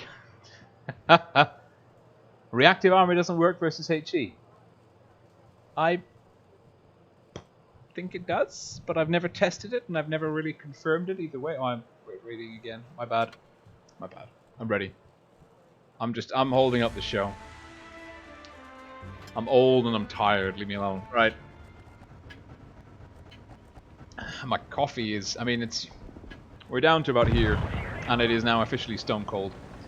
I mean, as cold as something can get here at the moment in summer. R2K, red team south spawn up against Raid, blue team north spawn. R2K again. Oh, double Vickers this time around. I think that's a good call. Danject and Fject, maybe they can work it a bit more in harmony. Messi and Fject. Messi dialed in for someone in the mirror spot, getting the shot in, not taking anything in return. Hit points neck and neck. R2K starting with a slight advantage out of the gun. The money dude is taking a very interesting position. And Zerd will say, thank you very much for the free damage. Money dude will bounce. Dimebag potentially going to be looking for shots as well. Won't get it. Dimebag, is Zerd chasing the damage? He is. Dimebag will be getting the cap in. Raid are going to be pushing through. They should be received by Gasio and No Party. The T125 is playing soft, soft, soft. But Raid are again going to be looking to just work this this kind of iron push that they've been developing is very effective. I don't think R2K have been prepared for someone playing this aggressively, because look at this. Raid again coming into the back of the T125s. What's that? Your American rear tank hasn't got much armor. Tell me if the back of your American tank doesn't have much armor. Tell me about it. Reactive armor not doing much there. No Party getting burnt down. Raid getting not really punished here. Messi and JP and Defilade 2 guns early for Raid. And now Raid can just bounce out and start putting pressure on other parts of the fight. The Money Dude doing very well versus Danjek and Zerd. Messi looking to get stuck into Danjek. That's some good ram damage.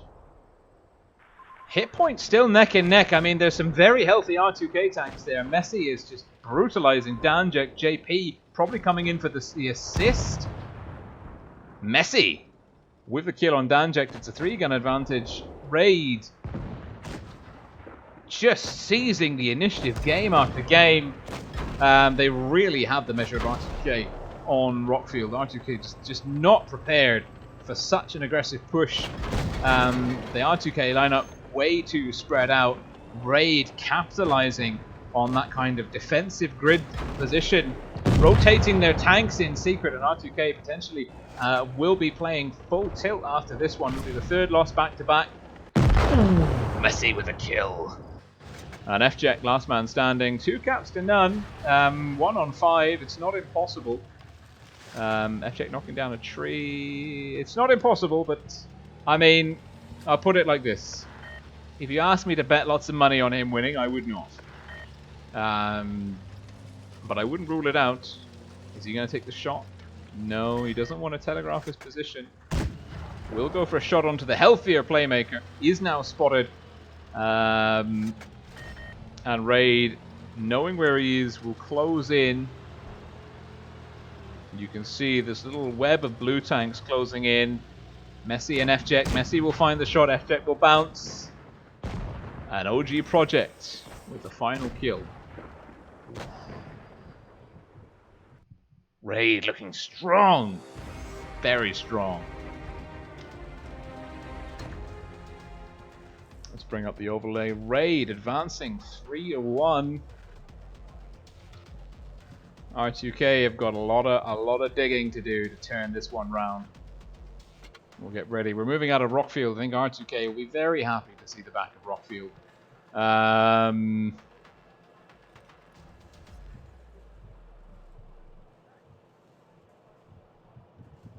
Oh, we've got a sound issue.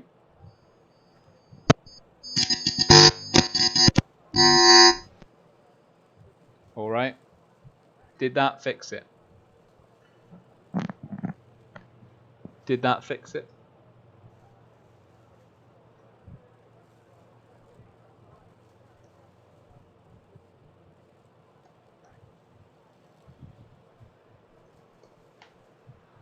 Naval Frontier is the next app. I hope the sound is fixed. I hope the sound is fixed. If not, my condolences. Oh. Hang on. Let's see what we can do. Naval Frontier. Okay, it was fine for the last half of that game. I have no idea. Oh no, and now the oh no, it's working. That's good. That's good.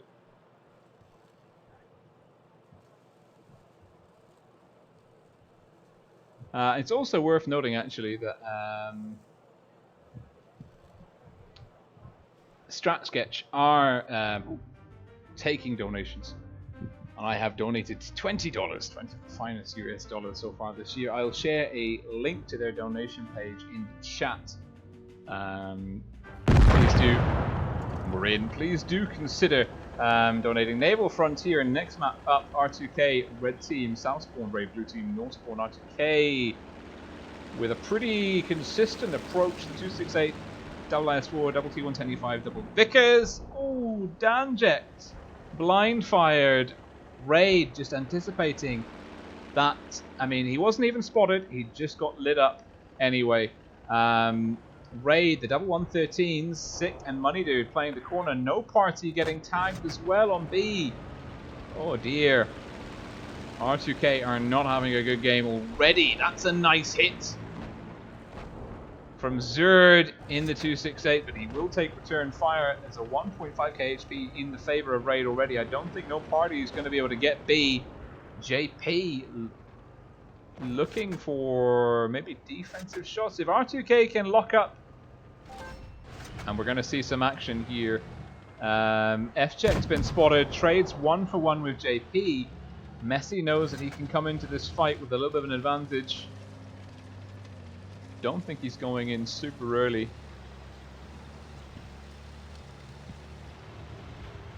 Oh, Messi will be going F-checked. I mean, Messi is just outplaying everyone head-to-head, Vickers on Vickers. Even himself when he tried to take himself down, it didn't fly. The dynamic shadows getting trolled a little bit there by the free cam. R2K have a cap lead, but at what cost? 2,000 hit points more, and now very healthy Raid Vickers pushing into quite unhealthy R2K Vickers. F-Ject leaving a lot to be desired. JP will get a shot across, doesn't hit Zerd. Danject running, F-Ject also running now. Does he escape unscathed? He does. Danject spotted. Doesn't want to get left. No Party going for C. R2K leveraging the cap pressure, but that's opened up the gates for Raid to again read the field. Say, look, we've got a gun advantage here. Ooh, JP taking some damage on the other flank. R2K have to hold here. They're punishing the money dude on that crossing. Where is the Zerd? Is spotted. Pulling back. Has to stay safe. R2K getting caught in a crossfire. Raid bringing in their tanks in through the middle. Messi looking for Gassio. Messi getting punished. Messi has a shot in the chamber. Into the back of the 1mo. Gassio looking for a shot. Doesn't get it because Blast is there first. And Raid locking in those one-shot kills early on. Taking the fight to R2K in a particular location. Rotating their tanks intelligently through the map. And Raid are all over R2K once more. Money Dude's down, but I just R2K led too much early on.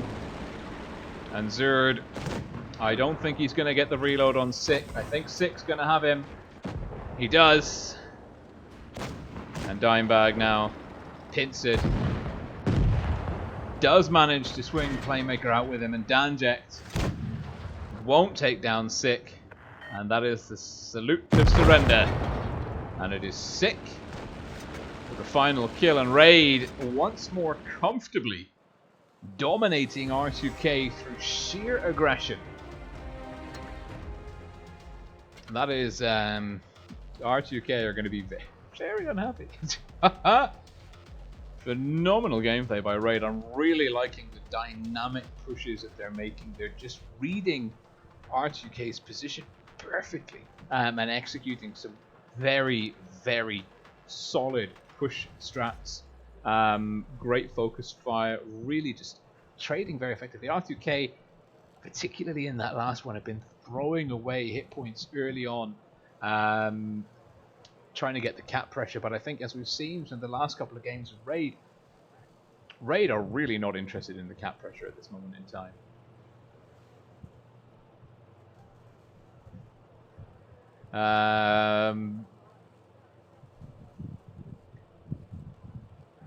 Okay, thank you guys for confirming that the sound is now good.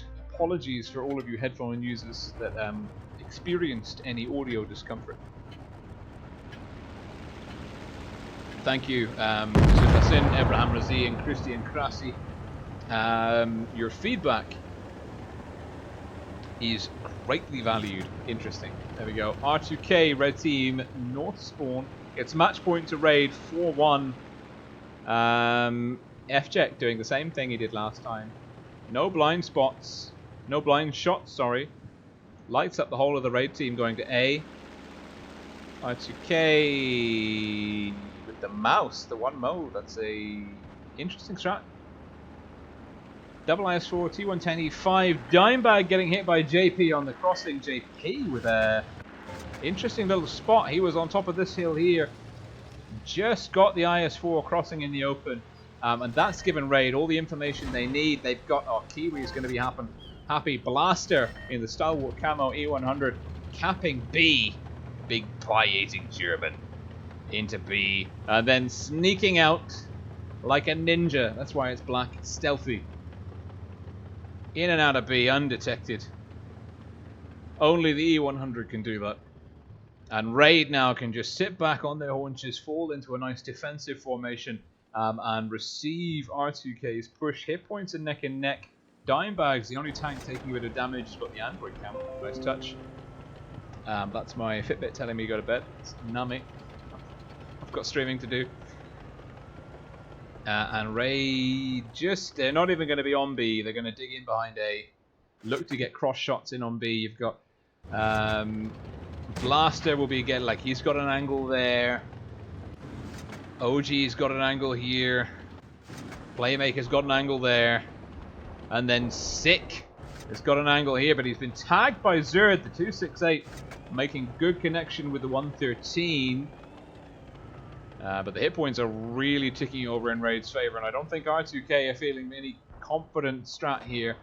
And R2K are equally spread out. Certainly, Raid, this is, I think, one of the first games they've already... No, they've got two lights. Take it back. They've got Messi and JP in the Vickers. Zerd getting tagged. And R2K bleeding already. And I think we're going to be seeing a move here. JP is spotted. We'll be trying to get onto the side, or trying to get to the back. Gassio's dropped the speed boost.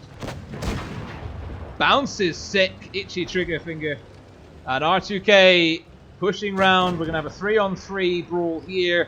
And then potentially a gun advantage. FJet takes a big 6-3-1. But R2K have snagged B. They've lost Zerd. They've lost Gassio. But Raid have counter-pushed this corner here. That was rapid. Absolutely rapid. Raid left the E100 and B to die. And they've traded one tank and a cap for 3 tanks and a 3k hit point lead. Someone is doing the quick math, and Messi is now going to counter cap C, and Raid pushing onto 100 cap points. Playmaker is going to try and keep the one mode tangled up here. Can FJet get A? I don't think he can. I think we're going to see Sick and the Money Dude rotating in. There's 25 cap points to go. Messi is swung in C. This is game, set, and match. And Raid win R2K 5-1 in an absolutely blistering show of force. Ooh. It happened so fast, I missed it. That was awesome. The E100 left to die slowly. Whilst Raid were quite happy to sacrifice B in an E100 if it meant catching the 268 and 2 T110 E5s out of position and just again pincer and destroy. Solid performance all round. And that is the end of the first part of the top 4 of the Blitz Summer Tourney. Raid beating R2K 5-1, Legion beating Endgame 5-2, and then that means that we just quickly flick now over to the elimination. This page, you can see that Legion and Raid will advance to the winners bracket. That's going to be Wednesday, 9 p.m. CEST. Of course, R2K and Endgame will advance to the losers bracket same day. That's Wednesday. This week also playing at playing at 8 p.m. so slightly before 8 p.m. CEST. The loser of R2K Endgame will be out in 4th place. The winner will advance to the losers bracket and will face the loser of Legion and Raid. Of course, the winner of the winners bracket will advance to the grand final. Pretty standard stuff. And of course, all the information should be available across the various Discord servers. If you're looking for the specifics, if you want to follow it particularly closely. So let's just pop onto the garage. Exit the room. I think we're gonna join the BST streamers room. Huge shout out to Kaga. Thank you so much for covering the games once more, for being our gracious room host.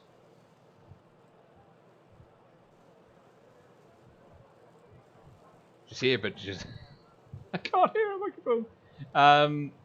I'm gonna go over to the VST, but thank you, Kaga. It is tremendously appreciated. If you are available next Wednesday, we will definitely request you again to be the room host, because you do a superb job. Huge shout out to Kaga from the Immortals clan on the EU server. My personal hero throughout the Blitz summer tournament. So I'm gonna just exit this call here and move now into the BST server with Every and Wild Ones help.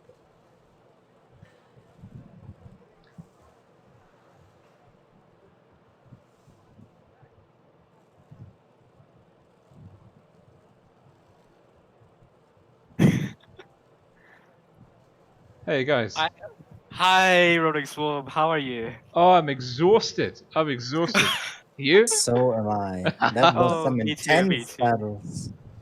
Me too. I wasn't expecting the games to be. I wasn't expecting the scoreline to be honest. I was expecting more closer matches. But today, I think the winning teams, they have done a massive job, really.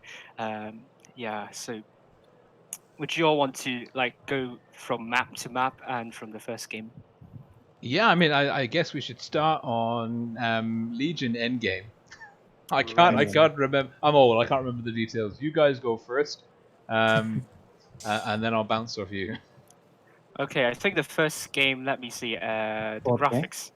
Port Bay. Yeah, Port Bay. Egypt. Let me recall. I just need to remember what has happened To give a bit of information back on what happened, because I still remember. Yeah. First game, which Legion won, was basically by picking up Romka really early, as it was all on his own in his IS4. Yeah. And then holding, I think, with Vickers and a 140 for so long that Endgame had to push in, dropped a lot of hit points thanks to the positioning of Legion with some amazing crossfire, losing like 2,000 hit points, not able to kill that Vickers, and then just completely dropping in the first game. Yeah. Well, that was... I really like. I'm sorry. No, sorry. No, you go. Sorry. I really like how Legion make the move with the Vickers and the Object 140s there to decapitate that Romka here, and they also lost a bit hit points for EG trying to go to the Alpha. That's always a risk there, because Object 3 and another, I think it's player, aiming at that Alpha intensively. So, but I really think that Legion has the better positions than EG on the first game. Yeah. You agree on that? Yeah, I think the Legion anticipated Endgame's move, like the deletion of hit points on the Vickers, like the double Endgame Vickers quick capping early on, and they did the same thing on when we swapped the spawns and went back in. You mean on B, right? Side. Sorry, no, I'm getting confused on Vineyards now. No. It was EG. Similar, it was similar. EG going straight into the Bravo at the start, but I think the Ice Force, triple Ice Force, if I remember correctly, and they took some hits though. But then I think what they have done really well for each endgame is that they have correlate avoiding those Ice Force getting surrounded actually. So that gave EG some time. But I said an EG win if I remember correctly. I think so. That game basically what happened. Endgame in the start sent 3 heavies straight or their 3 Ice Force to B. They capped it, but with quite a bit of loss. But what was surprising to me, and what I've just realized when the moment happened, is Legion actually also dropped about the same amount of health. Yeah, true. Kadolek was then already positioning themselves towards the corner, which is basically one of the most important parts of the map. Orca was still sitting behind, where Object 3 was the game before. And what I found really interesting, and probably the game changer for Endgame, they sent, I think it was Winch in his VKK and Romka in the IS-4 towards C, what looked like a bait as they were driving into 5 tanks, I believe. Right. Then suddenly Karolek and Orca grouped up in the corner, Mm. and then all of the rest of the ice force came from the city, and then they just grouped up on Legion and basically took that game for free.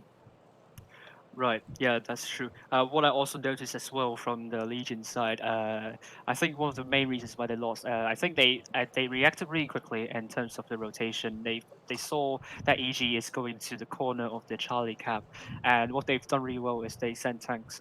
But the problem is the heavies on the Charlie cap. Though I think some of them it was a bit uncoordinated. I think someone just went in straight and got absolutely focused, and they dropped a lot of hit points there. That IS-4 on the corner, though, from the Legion, though, held those mediums for some time, but unfortunately, the tanks on the Charlie side, I think it let them down a bit. Yeah, I think that's because they try to push in, and that's always the risk if you have heavy tanks. If you push into an enemy that's dug in and ready to receive you, Yeah. if you don't go initially with like overwhelming force Yeah. to get those to clear a gun or two, you start being on the wrong end of a math hammer trade, you know? Yeah. Yeah, that's true. Right, so let's move on to Vineyards. The first game, I couldn't exactly remember. This What I Oh, this sorry, sorry, this no Greg, no no go this on. is the one I was remembering incorrectly before. Ah, I Because see. this is where it went super south for Endgame early on. They had Mm, two key mishaps. One was I've got the on my stream. I've got the strat sketch up, right. but because they had Endgame had worked from their spawn. They'd sent the two Vickers into A, the Alpha Cup. Yes. Yeah. And they were actually in a great position to not get blind fired from the ruins from the south spawn. However, Legion had sent a Vickers and a Leopard 1 around, like across the river, over the Yeah. hill, then kind of up wide and got the. Wasn't that double Leos? I think. Yeah, double. They No, had two Leos and a Vickers, I think. Yeah. yeah, I think it was double Vickers for Legion, and no, it was EG for double Vickers, and Legion's going for double Leopard Double, 1, if I double, remember correctly. Yeah. double Leopard and one Vickers, yeah. And so Yeah. Legion spotted up the endgame Vickers that wouldn't have been spotted otherwise. Did Right. some damage to them while they were just leaving A, and then the rest of Legion, and I think it was one of the endgame Vickers was down to like 147 hit points. That was Yeah. Karolek. He was Yeah. It was less than very low. 200 for the rest of the game. Oh, which is huge. It's absolutely huge because he just becomes Yeah. completely can't do Yeah. anything. And then the other That's thing true. was, and this happened in both games, is the IS-4 from Endgame on the outside of the city, because it Yes. was he died early when Endgame played from the north spawn, and when you've got less than a one-shot Vickers and you lose one of your heavy tanks, that's it. You're in such a bad way. Right. Yeah. And credits to Legion on the first game though on Vineyards, because I think their winning move, in my opinion, is their Vickers setting in to cripple that Romka in the IS-4, as Roaring Swarm mentioned, on the outskirts of the city. And I think that that rotation there, I think it was crucial, and that gave the Legion the signal to rush into the middle. And in the end, end game cannot give an answer to that. What do you think about game 2 on Vineyards? Because I think that was by far the closest in general of that whole matchup. It went very much down to the wire, and it was the kind of True. the start of that to and fro dynamic where we saw, like, it wasn't like, because quite typically in tournaments, one team gets the lead and holds onto it until the end, or Yes. you'll have one big swing in momentum where the other team kind of reverses the direction of the gameplay. But actually, what we saw a lot of in the Legion Endgame series was like one team would have it, then the other team would have momentum, and it would kind of go back and forth multiple times. And the second time into Vineyards is when we first saw that, because, and this is what surprised me, is Legion were on the back foot, and they seized the initiative, and they did the same thing again. They pushed in, and they took out the IS-4 in exactly the same spot, but just on the other side. Yeah, but they bled way too much hit points. Oh, yeah, Yeah, yeah. that's why I saw as well. I mean, they Um, bled a lot of hit points, but they were in a difficult position because yeah, Yeah. you they're very could low. you can like there's two ways of bleeding hit points. One is very slowly trading poorly over like a Yeah, period of a minute. The other yeah, one is like saying, okay, well, we can trade poorly and be in the same positions we are now, or we yeah. can and they had to go, and so we Mm. can okay, we cross over this ridge line, we know we're going to get farmed, but at least then we'll be on the other side of the ridge line and we have something to work with.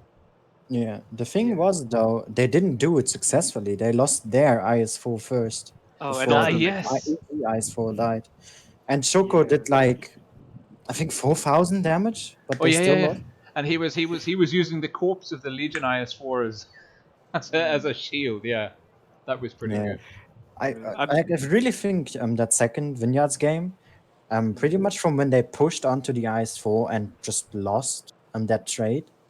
That was Endgame's game. They were like 2k HP in the lead, I think. Yeah, was And then they was just lost so many for Mm. stupid trades or just not panning their shots. It Yeah. should have been Endgame's win, but To it be wasn't. honest, yeah, true. That's what I was looking as well. But also, I have to give a little credit to Legion as well. What I think is what they have done really well is their mentality, and also their ability to remain calm and keep their composure. Because as you all said, they don't have a really good solid hit point, and also the cap advantage. I think they got one cap in the end. They were struggling to get it, and I think what the Legion team has done well is that they looked into their corridors, the possible lanes of crossfire, and EG got punished by going into their lanes of crossfire. And it was there when EG lost a lot of hit points, and Hmm. the game turned back into Legion, which, to be honest, EG could have gotten that in the back. Yeah, I think it also snowballed for then what happened on Mason Ruins. Well, Mm, Like, again, because that was yeah, like they were on the back foot, kind of playing tilt a bit. But I was yeah, interested to see that Endgame were kind of pursuing the double 50B strat, yeah. which yeah, is, I, I re- mean, I really like that. I don't get me wrong, I love the 50Bs and I love it when they're Yeah, used well. They're so yeah. particular, and the issue in the 6.9 meta Hmm. onwards with the heavy hit points Right. is you've gone from being in a position where two 50Bs can almost clear an IS4 between them to a position where Right. three 50Bs might be able to clear one. Like Right. it's very they can't tough. even clear an EF5 anymore. That has 2,600, and the 50B does 2.4 with twos. If they Yeah. pen all their shots, there's no reactive armor, which there's pretty much Right. always. Yeah, but inherently, I don't think it's the. I mean, I don't think it's that tank. The tank itself, the 50 piece, which are letting the end game down. If you see the what they've done in the later games, those double 50Bs, I think they rushed. They took a really short shortcut, and they just rushed just outside of Bravo, and they took immense beating there. And that was when those double 50Bs are have been crippled. Yeah. I mean, they have done really well at the start to kill that Vickers. I think that I will, love that yeah, strat. Yeah, really, I love Ab- that. about that, there was a speci bait with that E5, and they even said it Yeah, in the room chat. I don't know if you saw it, no, I didn't but see right. one of that. the Legion guys even said, I don't know what exactly, but it was shout out to the guy who did that strategy with the bait, and Right. he meant it honest because they Yeah. baited that Vickers out because that E5 Right. couldn't spot that Vickers on his Hmm. own, Yes. and those 250Bs just clapped. I think it was Snack. Yeah, Out of that's the 55. great thing about Mayan ruins is you have the opportunity like on the kind of like the outside flanks, they kind of like the Yeah. top the outside here to do those really big rotations to get in behind like the TDs or Yes. tanks that are like angled up in the city. But and this is something, I mean, we have like there are lots of different lanes that you can do it in. You don't, it doesn't have to be 50Bs, it can be like 3 or 4 E5s, for example. So you Mm. can Right. kind of mask it, but you don't spot someone until you come around the corner because it's the hills prevent you from proxy spotting them, and because they're particularly tanks like the Vickers, you're carrying so much speed when you're doing that flanking maneuver that Right. by the time you realize that you're coming into a very hostile area, it's too late. Yeah. That's true. I think what lost the first game though was them not being able to kill. I don't know. I think it was Catch the Snake in B. He like made the mouse lose half of his hit points, Well, that was and that BKK just didn't really do much, and those 50s just got crippled as the well. VK the VK didn't kill his shot. They didn't defend B. And when the 50Bs rotated back in through the city, they came out sideways on the kind of the middle of that ramp. And the whole of Legion, or at least what felt like the whole of Legion, because the first 50B that went across got hit for like 1,200. And it was like, yeah, it's like, that thank was you. like, That was the game ender, right? Or the game decider, I think. Because as soon as your 50B gets down to the issue with the 50B is you've got like a great burst damage, but you need to have some kind of resilience in your hit point pool to be able to get it off safely, then come back and reload. So when you get taken down to like a 2-shot, you then lose the ability to use your clip effectively, like and aggressively. You have to wait until someone's not looking before you can peek again in order to fire, because I mean the thing's got no armor. Exactly. Right. But the second game was a lot different though. A lot different. When they used a Fosh, I think, Legion object was it? Yes, Forge. Where But that was an amazing trap that Endgame did there. Yes, I that's think it true. was Nicola with his IS4 who Mhm. basically made all of Legion push through the middle. Yep. Then they had like 3 tanks from Endgame coming in, those 50Bs coming in behind Nicola. And what was great, and I remember that, was Catch, I think, got killed by Shoko, who was just able to reload a second clip because Winch was just taken out. And that basically was the game-winning move, that the 50B was able to reload again, because that's what they're supposed to do. They're supposed to do 2 clips, not just 1. And that worked out in the end. I thought like Legion had it in the back. When I look at the head points, it's like no, because what I've seen them doing is they have done really well in terms of focus fire, but I think that didn't help them in the end, because I think it was because the Forge lost so early in the game, and really well done to EG for that bait there. Capturing B, for, as I said on the stream, is always a very tough job. You need some assistance on that, and EG exactly did that, and that Forge got deleted immediately. I was a bit. Yeah, I think. Yeah. And however, for the 50Bs, I think the effectiveness are a bit not that good though, because they're forced to like face the enemy tanks of Legion, and they were forced to like be holding the line. And in double 50Bs, you probably want to actually do lots of flanking action and also rotation. And I don't know about the damage. Remembers on the mid table, but don't get me wrong, I really like the double 50Bs. They both had just about 1,200. I checked that actually. I think it was the what worked on the second one on Mayan Ruins though, like because Legion, with the Foch, like they did push in on B, and they weren't. I think it was the Honor was in the Foch. Wasn't punished when he peaked on B the first time, but was the second time. And then and like even if you push in with the hit point advantage, of course, like you know the tanks are all stronger on the front. If you and like Legion had all of their tanks, but they were caught in traffic, all bunched up and surrounded. So you go like target tracking, focus fire. Like Legion were congested. Endgame had them wrapped up. Really, it was a great play. It was a really good play in the end. I think it was unintentional, but the 50Bs were able to put their first clip out, and Winch just instantly died afterwards from the Vickers. And that's not the issue though, because 50Bs usually tend to get focused because you don't want them to reload again. Which is what happened to Shokola. And the focus from Legion was fully on that 50Bs, so and they were reloading. So everyone who wasn't, meaning all the other 5 tanks, were just able to slaughter Legion's side, and that just ended it. Yeah. And sorry. Right. Let's move on to Alpenstadt.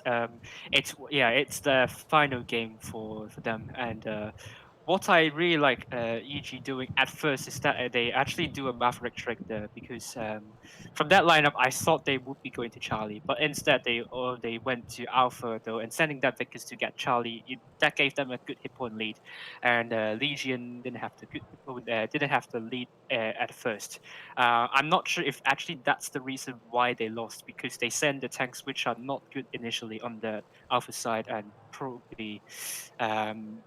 Also, what I saw is that EG they tried to push in and they lost a lot of HP as well, and they also got a bit careless in terms of losing hit points. And Legion managed to grasp this chance and managed to get back. And I really like that rotation from Bravo from Legion, which is absolutely crucial. Yeah, because I think Endgame had tried to kind of catch, because Endgame were playing from the South School, if I'm not mistaken. Yes, And they had tried to kind of catch Legion's the tanks on the north of the map, like under the bridge on the other side. They're trying to catch them out of position.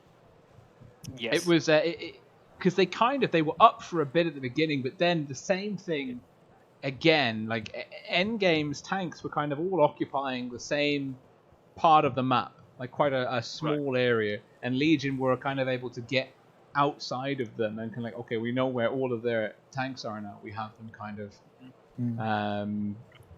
under pressure, and you're absolutely spot on that they just bled too much in the crossing.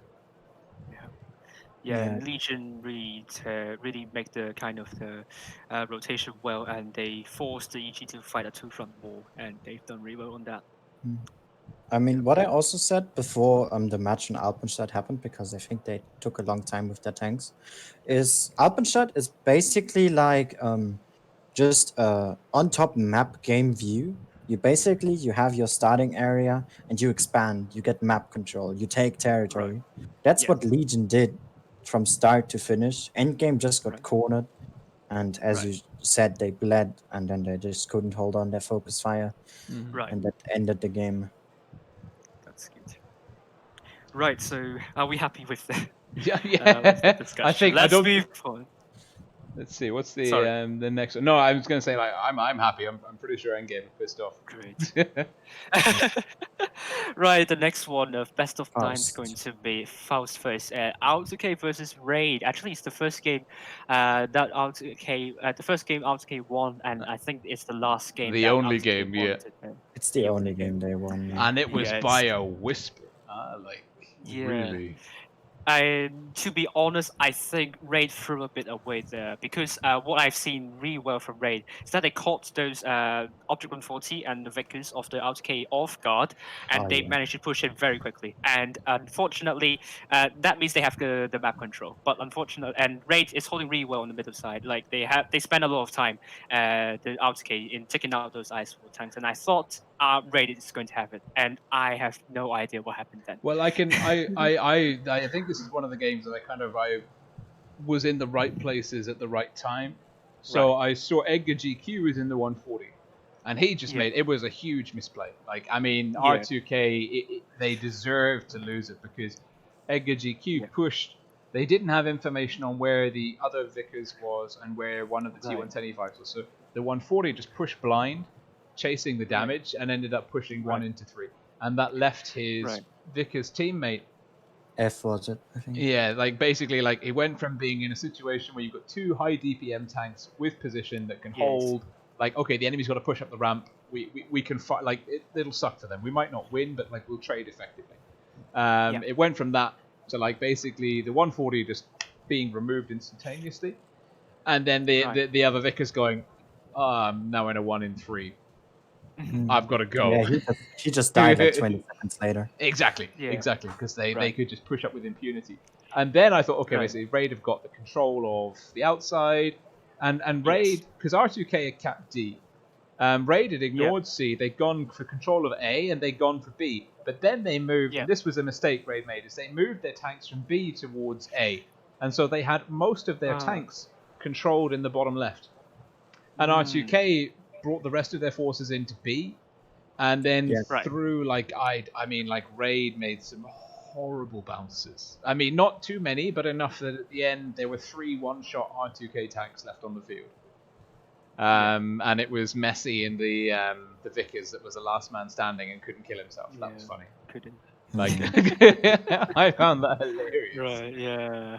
I was like, wait, why is he taking damage? Why 6? And then I went to him and I was like, stop that. I thought I loved it because he was like, okay, I clearly can't HE myself to death because my armor profile is too strong. I'm gonna like jump to my death. Oh, I didn't do it. I can just imagine him being like really like, just. Yeah. Just to digress though, I see like Raid taking actually much different team. Like the money dude was in Alex and now it was in Raid. And OG Project was he from Dice? Yeah, From he your was clan? nice. Yeah, I remember that because of the project nickname show. Well, I think it's really. I mean, like Raid has had probably one of the most stable rosters in tournaments for a very long time. They change maybe at least two. Like at one, least like every year or like every once in a while, like someone moves out of the team and then they have someone else come in. And so this could be maybe another.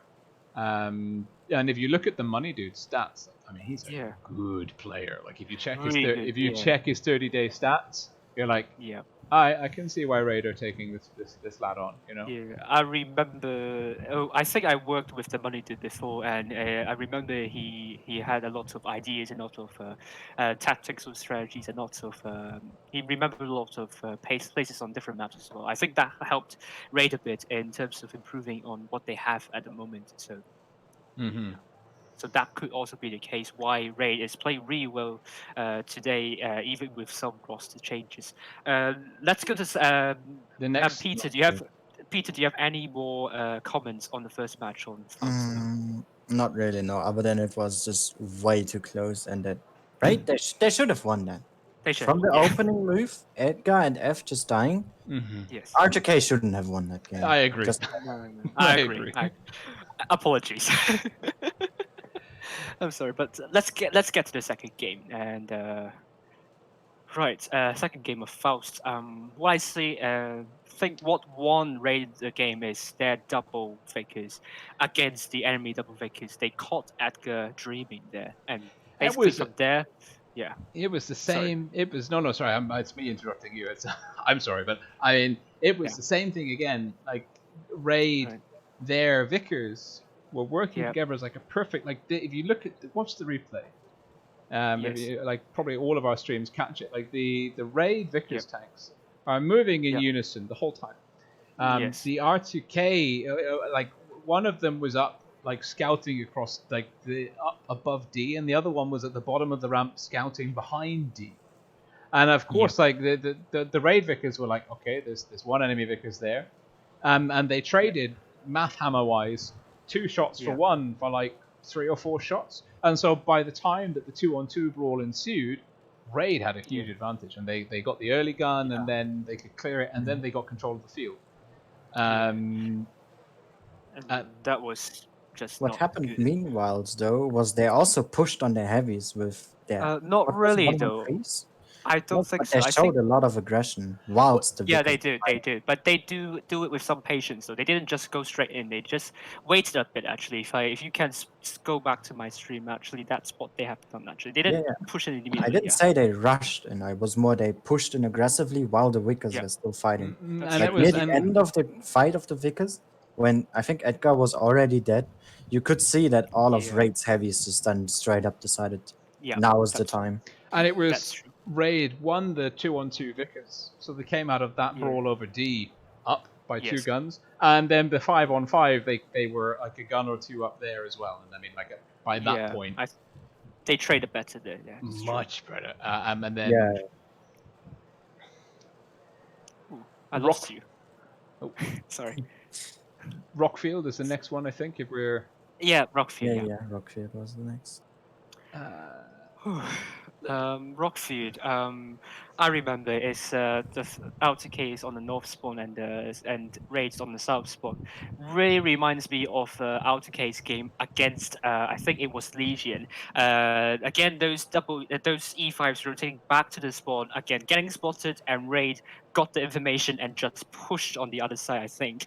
And that's kind of, I would say, is actually a mistake because Devicus, he didn't actually get enough information for R2K. They just basically gambled on rushing back to the spawn, and Raid positioned their tanks just to spot those E5s up. And I think the E5's problem is it's a heavy tank. So if they want to rotate back to the other side, it's going to take them time. And I think Raid, they acknowledge that they just read the information well and just Well, make because that. I saw what I thought was kind of like a turning point in that game Yeah. was because Yeah. Raid had the triple, The 1-3s. the triple Your 113s. freeze, yeah. They left them in that's their that. spawn, and they Yeah. when they spotted R2K were rotating their tanks through Yeah. their spawn towards C, and Raid were like, okay, they're going that way. We're going to counter push through A, but R2K Yes. had left Dimebag 1-3s. and someone else,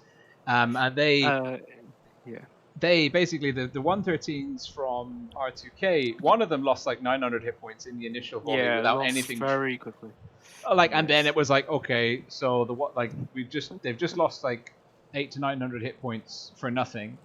And they can't fire back, and there's 3-2 plus they're going to keep pushing on us. And those Raid 113s deleted the first 113, and then Dimebag was forced to go into B, where he inserted himself into another crossfire, and it was Yeah, that's true. Yeah.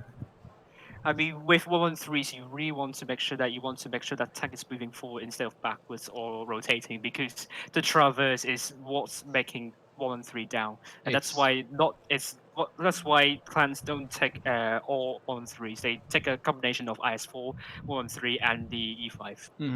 I mean, and the 113 is taken for a specific, like you see it on, for example, Fort Despair. It's taken to go somewhere quickly, like to get to a corner, you know, because it is in a straight line. I mean, the thing can hustle. Yeah, that's true. Also, what I think, the 113, I just called it a trap in my stream, because they had their 113s there, and before the Raid 113s even started moving, R2K had sent theirs forward with Dimebag and the other. I also can't remember it, Right. and they just pushed in whilst Raid was also pushing on the other side. So they lost both trades. They just lost on both flanks. Dimebag had to push down when people were already coming from down below in that one corridor where you can move to B. There was Wonderkind backing Absurd, but it was just not enough. They just took too long, and they lost that trade by a big margin. I mean, that 113 just left the other alone and to die. I think this was the first game where it was like a really strong win for Raid. Performance. And then on the spawn swap, and this I don't know, like if Raid basically they got it into their head like how they could beat. They kind of sussed out how R2K are playing, because if R2K, you look at their formations are quite loose, very loose, very spread out. Yeah, and Raid that's what I come as well. Sorry. And a Raid. No, it's true. It's a good observation. And Raid on the spawn swap, when Raid were playing from the north spawn, of course they stacked over C. And they identified there were two T110E5s from R2K like on the corner, like kind of near the R2K spawn. And Raid had like four heavies pushing in wide deep into the spawn, and then sent like the other two tanks in crossfire. And, yes, that's very important. And R2K had like I don't even know what their tanks were doing, because they didn't have any farming shots. Yeah, I actually remember that game pretty good. They pushed on those E5s, as you said already. I think there was Mo in his FV and an IS4 supporting those E5s, but there was a Vickers in the enemy TD position. There was Zerd at B, and another heavy tank was at A. So they had 3 tanks completely out of the fight, whilst 2 of them just straight up died, and it was just too late. They just didn't react in time. It's like 6 tanks onto 2 tanks. It's very. I mean, it's very obvious that those E5s going to be dead very quickly, even though if you have the Yeah. reactive armor. That's why for my team, if if I were to lead a team, I sometimes emphasize on maintaining a good horizontal straight line instead of having some tanks spearheading the map and then some of them very far behind, because what that allows is that the enemies can just focus the tanks just in front of that formation, and if you maintain a horizontal straight line, and I see it's what raids sometimes do as well, then it will make the enemy some difficult time into focus the team down. So Yeah. yeah, But they took advantage of it, right? They played it out perfectly. They saw those yeah, two E5s are alone. They just straight up annihilated them. Then they yeah. rotated. They killed off Mo, and I think it was Dimebag in the eyes for I can't remember. And How sorry. Zerd had struggle in the middle. Yeah. The Vickers was doing something else, and it just collapsed from that. Yeah, Um, as soon as you can get like a 2-gun advantage, it's you have to yes. work quite hard to throw it from that Yeah, point. that's true. However, though, I also noticed from the hit points, though, RTK actually are neck and neck in terms of hit points with Raid. But I mean, they lost two tanks, obviously, and then I think RTK didn't have a good response to that. What was I supposed to say as well? I think Raid, what they have done well is that they just didn't hesitate in rushing those E5s. I think a lot of teams would have just stopped because they realized that someone's at the back aiming at them, but Raid just went in and without any regrets, and I think that was a Well, good decisive move there. and if you can do that, like okay, so if you keep the same Yeah, hit points, but if you yeah, keep 2 guns in, your effective DPM, yeah. because I mean, there's two sides. Like That's true. it's like you can almost get into like you can over formalize it with like you can talk Yeah, about like DPM, effective DPM, hit point pools, like and hit right. point pools that are being engaged. Yes, Because okay, like we've got the same hit points as you, but we've still got like 7 tanks worth of DPM. So, and if we're moving together, you can never out engage us if we keep pushing onto you from that point. And right. like you said, like Raid they just didn't stop, and they didn't let R2K catch their breath. Raid were like, we're just gonna push, Yeah. and if we moved then on to Naval Frontier. Mm. It just fell down from that. Yeah, I fell down from that. I can't remember Uh, the first game on Naval Frontier. first, first, I is it think RTK on the north side? what I remember is R2K sending in, I think, Nico into B, but that's all I Yes. can remember.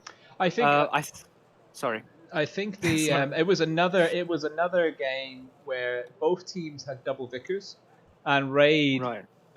above C came Yeah, like they basically Ah, I remembered. Yeah, yeah, because I remember. I think Raid were playing North actually.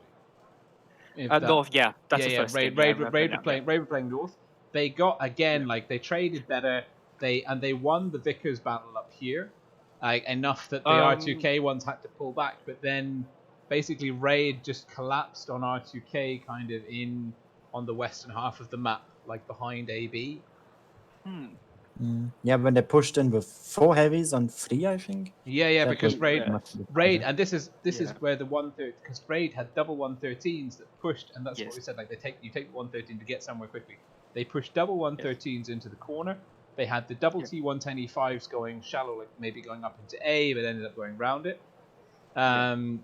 They had another tank. Don't know what he did. I think he kind of cheated and came That was the in. E100, I think, wasn't it? I With think Blaster. I think the E100 was in the. Did they use it in both games?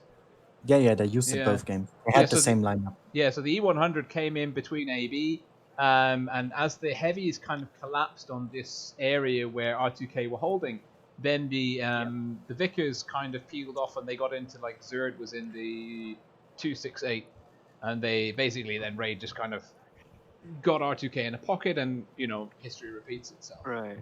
Yeah. Yeah, but I think Autokit initially got a cap lead though. But I think Raid what they did was that they actually kind of obtained information by both sides with Vickers and then I think the heavy tanks on Alpha. And initially I was worried about those double Vickers for Raid because they just trapped themselves going down and then going up back that slope there because Autokit if they met they can just possibly rush that immediately. But I think it took them time and even and even not all of them are dead, the Vickers. So, but I think the big mistake from raids from RTK is that they lost too many hit points at the start, and gradually as well. And Zerd losing a ton of HP in the Tuesday is not helping matters Yeah. at all. No, And the heavies, heavies on that side on Alpha also losing sometimes a bit of an unnecessary hit points, as I said as well. And then I think on this the last game when we swapped the Yes. spawns on Naval Frontier, Yes. like this was the game that actually impressed me the most. And I don't know whether R2K had like mentally thrown in the towel or if Raid just really had them dialed in. Like Raid were kind of inside the heads of R2K at this point because Raid, like they sent in their Ninja E100 to Cat B, which was glorious. And then I didn't see that. then the E100 pulled back into like slowly because he eventually died over in the TD bush behind me. Like I mean, like like right up against the red line. And Raid like basically moved their forces in and they pushed.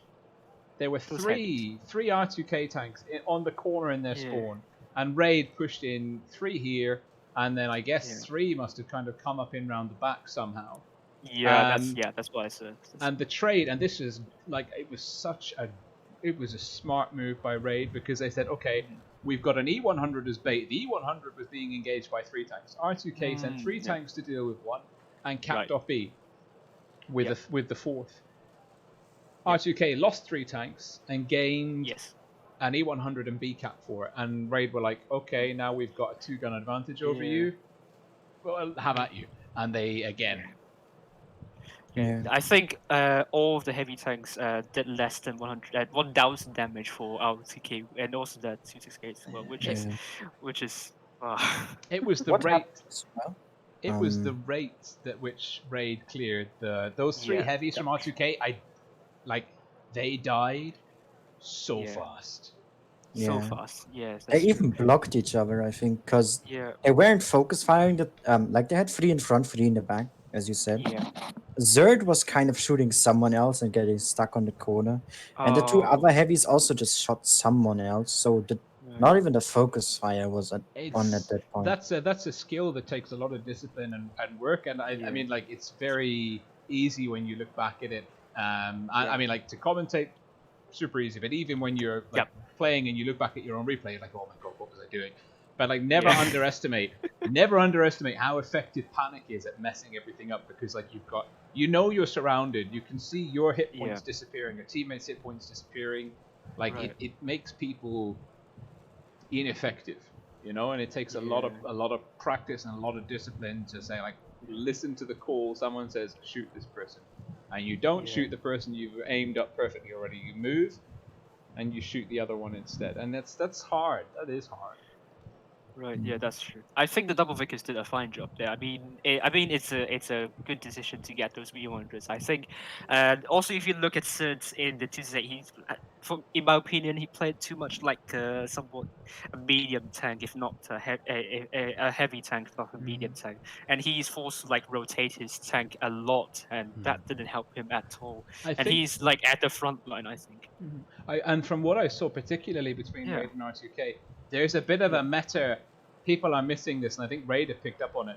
Is that they've worked like the T110E5 and the 268 as well are very soft in the back, and the Vickers has got cracking Hesh or HE, whatever it's got. HE, But I mean, like I've seen like a Vickers roll 540 into the back of a heavy. Like I mean, so like you've got the T110E5 is meta.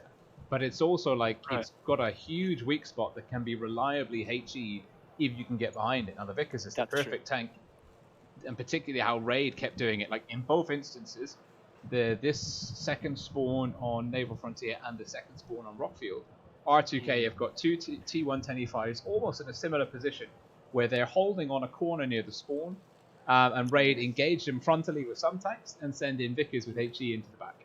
And it's like our light tank is now doing insane DPM. True. And like too many tanks in that corner though, like 3 heavies I think, if I don't know, but like I don't know, that's a lot of tanks in that corner, and their back are very exposed, I can see as well. And also the mouse down in the ditch, like in the trough, like I don't even must remember what the elephanting his way in to help the team. Just I wonder what he's thinking at the time. Must be very helpless, I would say. Oh, but I mean, sometimes that's the core. That's what you take. Yeah. You're in that tank to die Yeah. slowly or to push like into somewhere where you like Yes. I don't want to do this. But the team's like, yeah, we need you to do it. So They like desperately need that mouse. so looking ahead to Wednesday then. Wednesday, yeah. The losers bracket is R2K Endgame. Endgame. Endgame versus R2K, and the winners bracket is going to be Legion versus Raid. So what do you think about Endgame versus R2K? Do you have any predictions or any kind of like inclinations either way? What I think is good Yeah. is that they haven't played each other yet, not even in the group stage. So Yeah. the result, for us streamers, is of course Yeah. great because we haven't Yeah. seen these matches yet. You're right. I think R2K and Endgame is gonna be the closest. Especially with how both teams performed today. They didn't play bad, but they were just outplayed so hard by Raid and Legion that it was Yeah. sad, even sad at some points, seeing how they just lost hit points and just. I think for me, games. obviously both teams were not dominated, but comprehensively beaten by their opponents this evening. But I think Endgame gave Legion a much tougher time of it. And I would argue potentially that Legion are the stronger opponent between Legion and Raid. So, yeah. I mean, based on this evening's results, I'm leaning towards Endgame to beat R2K. It's a best of 9. So maybe I'd expect like a 5-2 or a 5-3 to Endgame for the losers bracket. I'd go with that, yeah. Right. For me, I think if I remember correctly, the RTK team is still. I think. I mean, the players there have a lot of experience. A lot of them have worked with CERT before, but still, their team is still relatively newly combined, newly assembled. So, but I think they've got to this stage. It's a really good job for them. But I think what they need to work on is probably their formation in terms of holding and maybe in terms of rotation, they need to work on that. I think EG, as I see a lot of games, EG was very defensive, was pretty defensive and very intensive on getting the cap lead, and I think that's probably what R2K cannot register at that moment. So I also would say EG would have an edge over that, but I would say R2K would possibly improve quite a bit in here, but I would agree 5-3.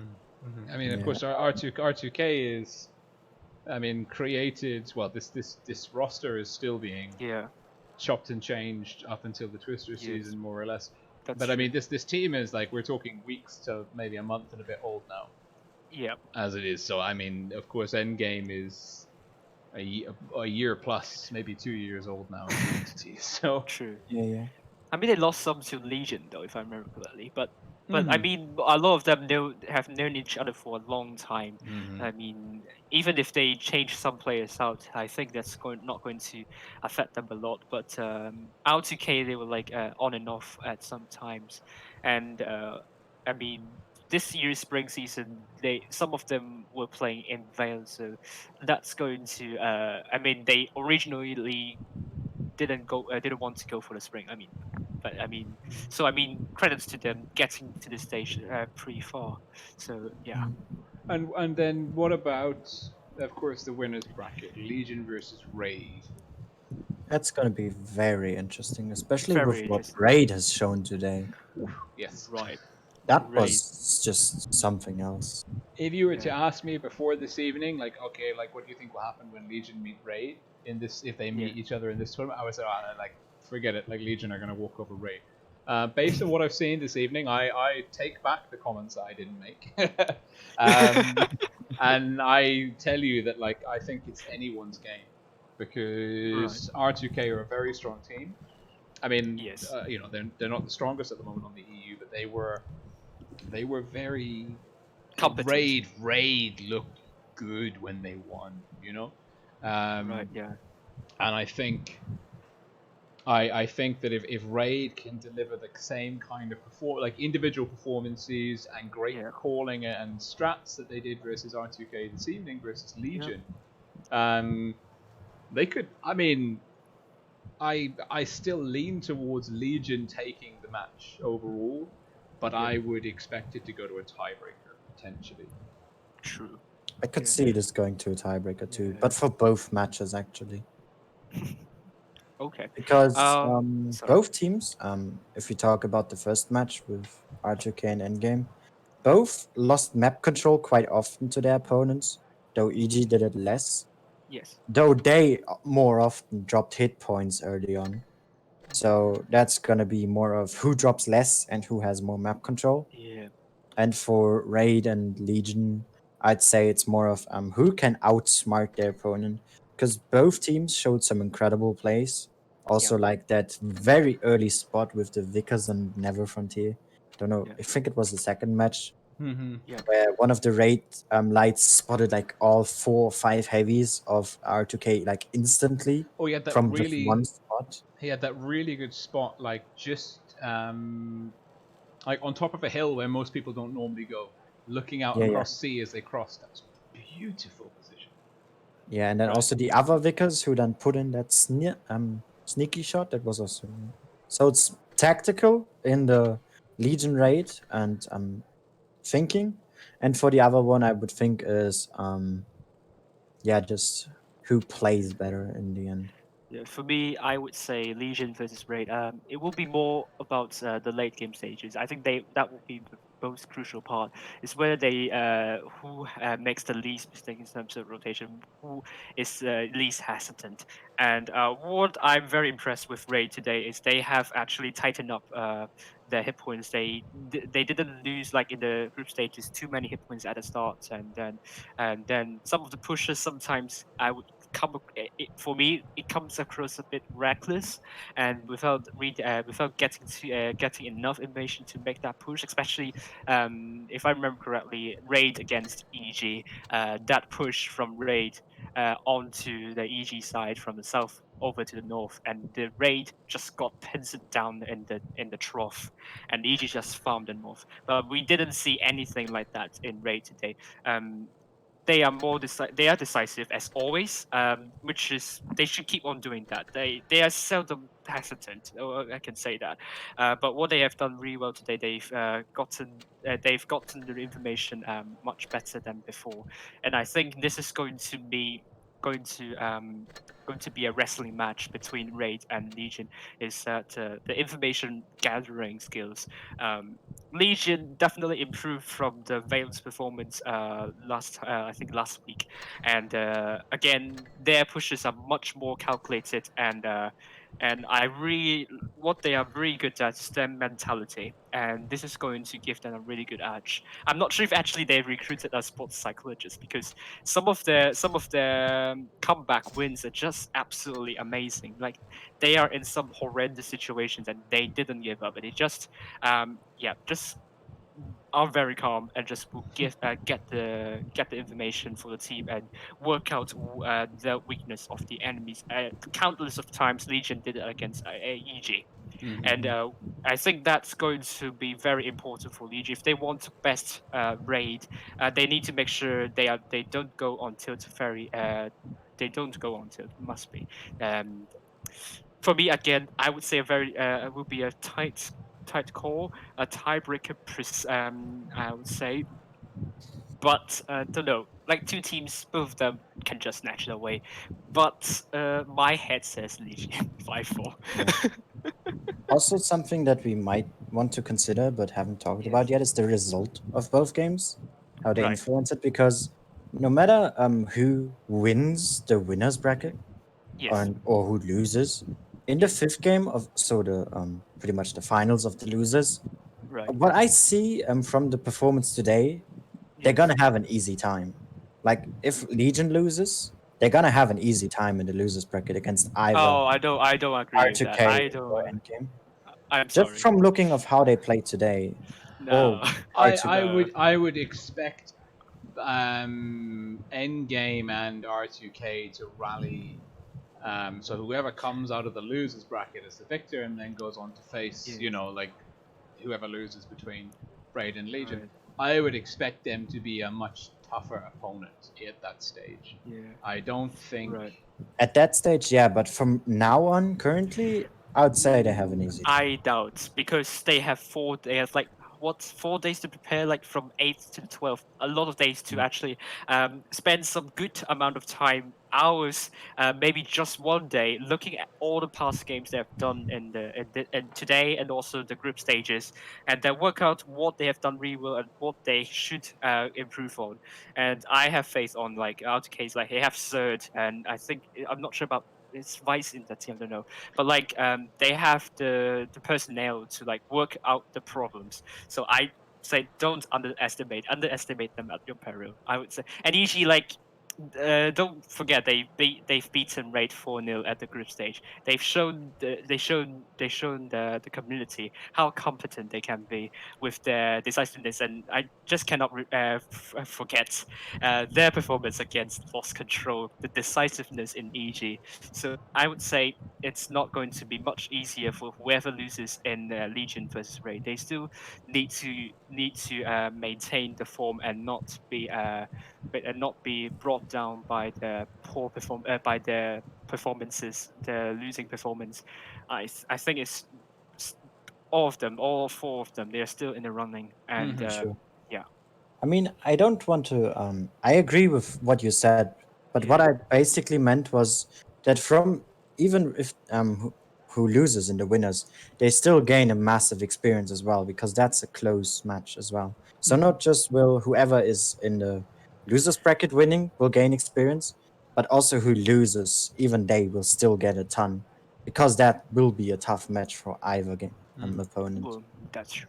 Anyways, I'm gonna head off, but thank you for an That's excellent true. Thank you. excellent chat this evening. No problem. And It's like an hour. welcome to the wonderful world of streaming tournaments.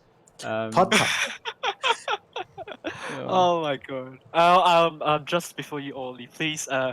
This is my first time streaming Clan Wars, and I'll be really happy and glad to receive some constructive feedback and to see what I should improve the next time. And hopefully Satan's going to be back with me on the 8th, and I will be happy to get some really good feedback for how to improve on. So thank you, and please donate to Satan. Yeah, to Yeah, sponsor the tournament prize pool, definitely. right. That's true. Cool. Ciao, guys. Cool. Catch you Ciao. Wednesday. Chat to you on Wednesday as well. Yeah. See you all on Wednesday then, and See have a good you. night. Good night. All right. Well, that was Every and Wild Ones. Help a big shout out to Wild One, his first ever solo tournament stream. I'm sure it has gone absolutely stellarly. Like gone well. I think he has done well. And of course, Every is becoming a bit more of a mainstream commentator now with Pro Gaming 2, covering all of the Ascent tours. What a legend! What a man! So no shortage of tournament coverage for you guys. I will be back tomorrow playing in the Ascent. I don't know if I'm going to stream it or not. We'll see how I feel. But certainly on Wednesday I will be streaming the next games at the BST, the Blitz Summer Tournament. And this is this is what I was trying to show you before, but I couldn't find the blessed plugin. I think it's the right way around. There you go. I picked this up. This was very wonderfully gifted to me by Lopani and Aliki when I was in Akiyaka. And let me just see if it works. I mean, it's kind of like it's catching the glare of the screen, and when it glows green, you can't see it. But this is freaking badass. There we go. I'm gonna have to try and figure out a way to get this like on screen somehow. Maybe if I hold it here, give it a proper background. When it's green, it just blends in with the green screen. Look at that. Oh, magical. Oh, it's gone green now. Can't see it. And white again. Just bellissimo. Thank you guys. Much appreciated. I promise you, it is cherished and takes pride of place on my desk. I'm just trying to find a practical solution to get it into the stream because, well, we're limited on real estate here, and I don't really have anything for it to rest on yet. Anyways, it's been a fantastic stream. We've had an absolutely brilliant 2 best-of-9 series with some of the best teams on the EU server going head-to-head. More action to come on Wednesday this week. Please do stay tuned. Link to my Discord server is in the video description below if you want to come and chat about the BST. And also you'll find the links to Satan's and Every's YouTube channels. Please do go over, subscribe to those channels, like the videos, check out their tournament coverage content. Support your tournament streamers if you want more tournament coverage. That's pretty much all we can say for now. Anyways, I'm off to bed. So have a good evening. See you in the next one. Bye for now, guys.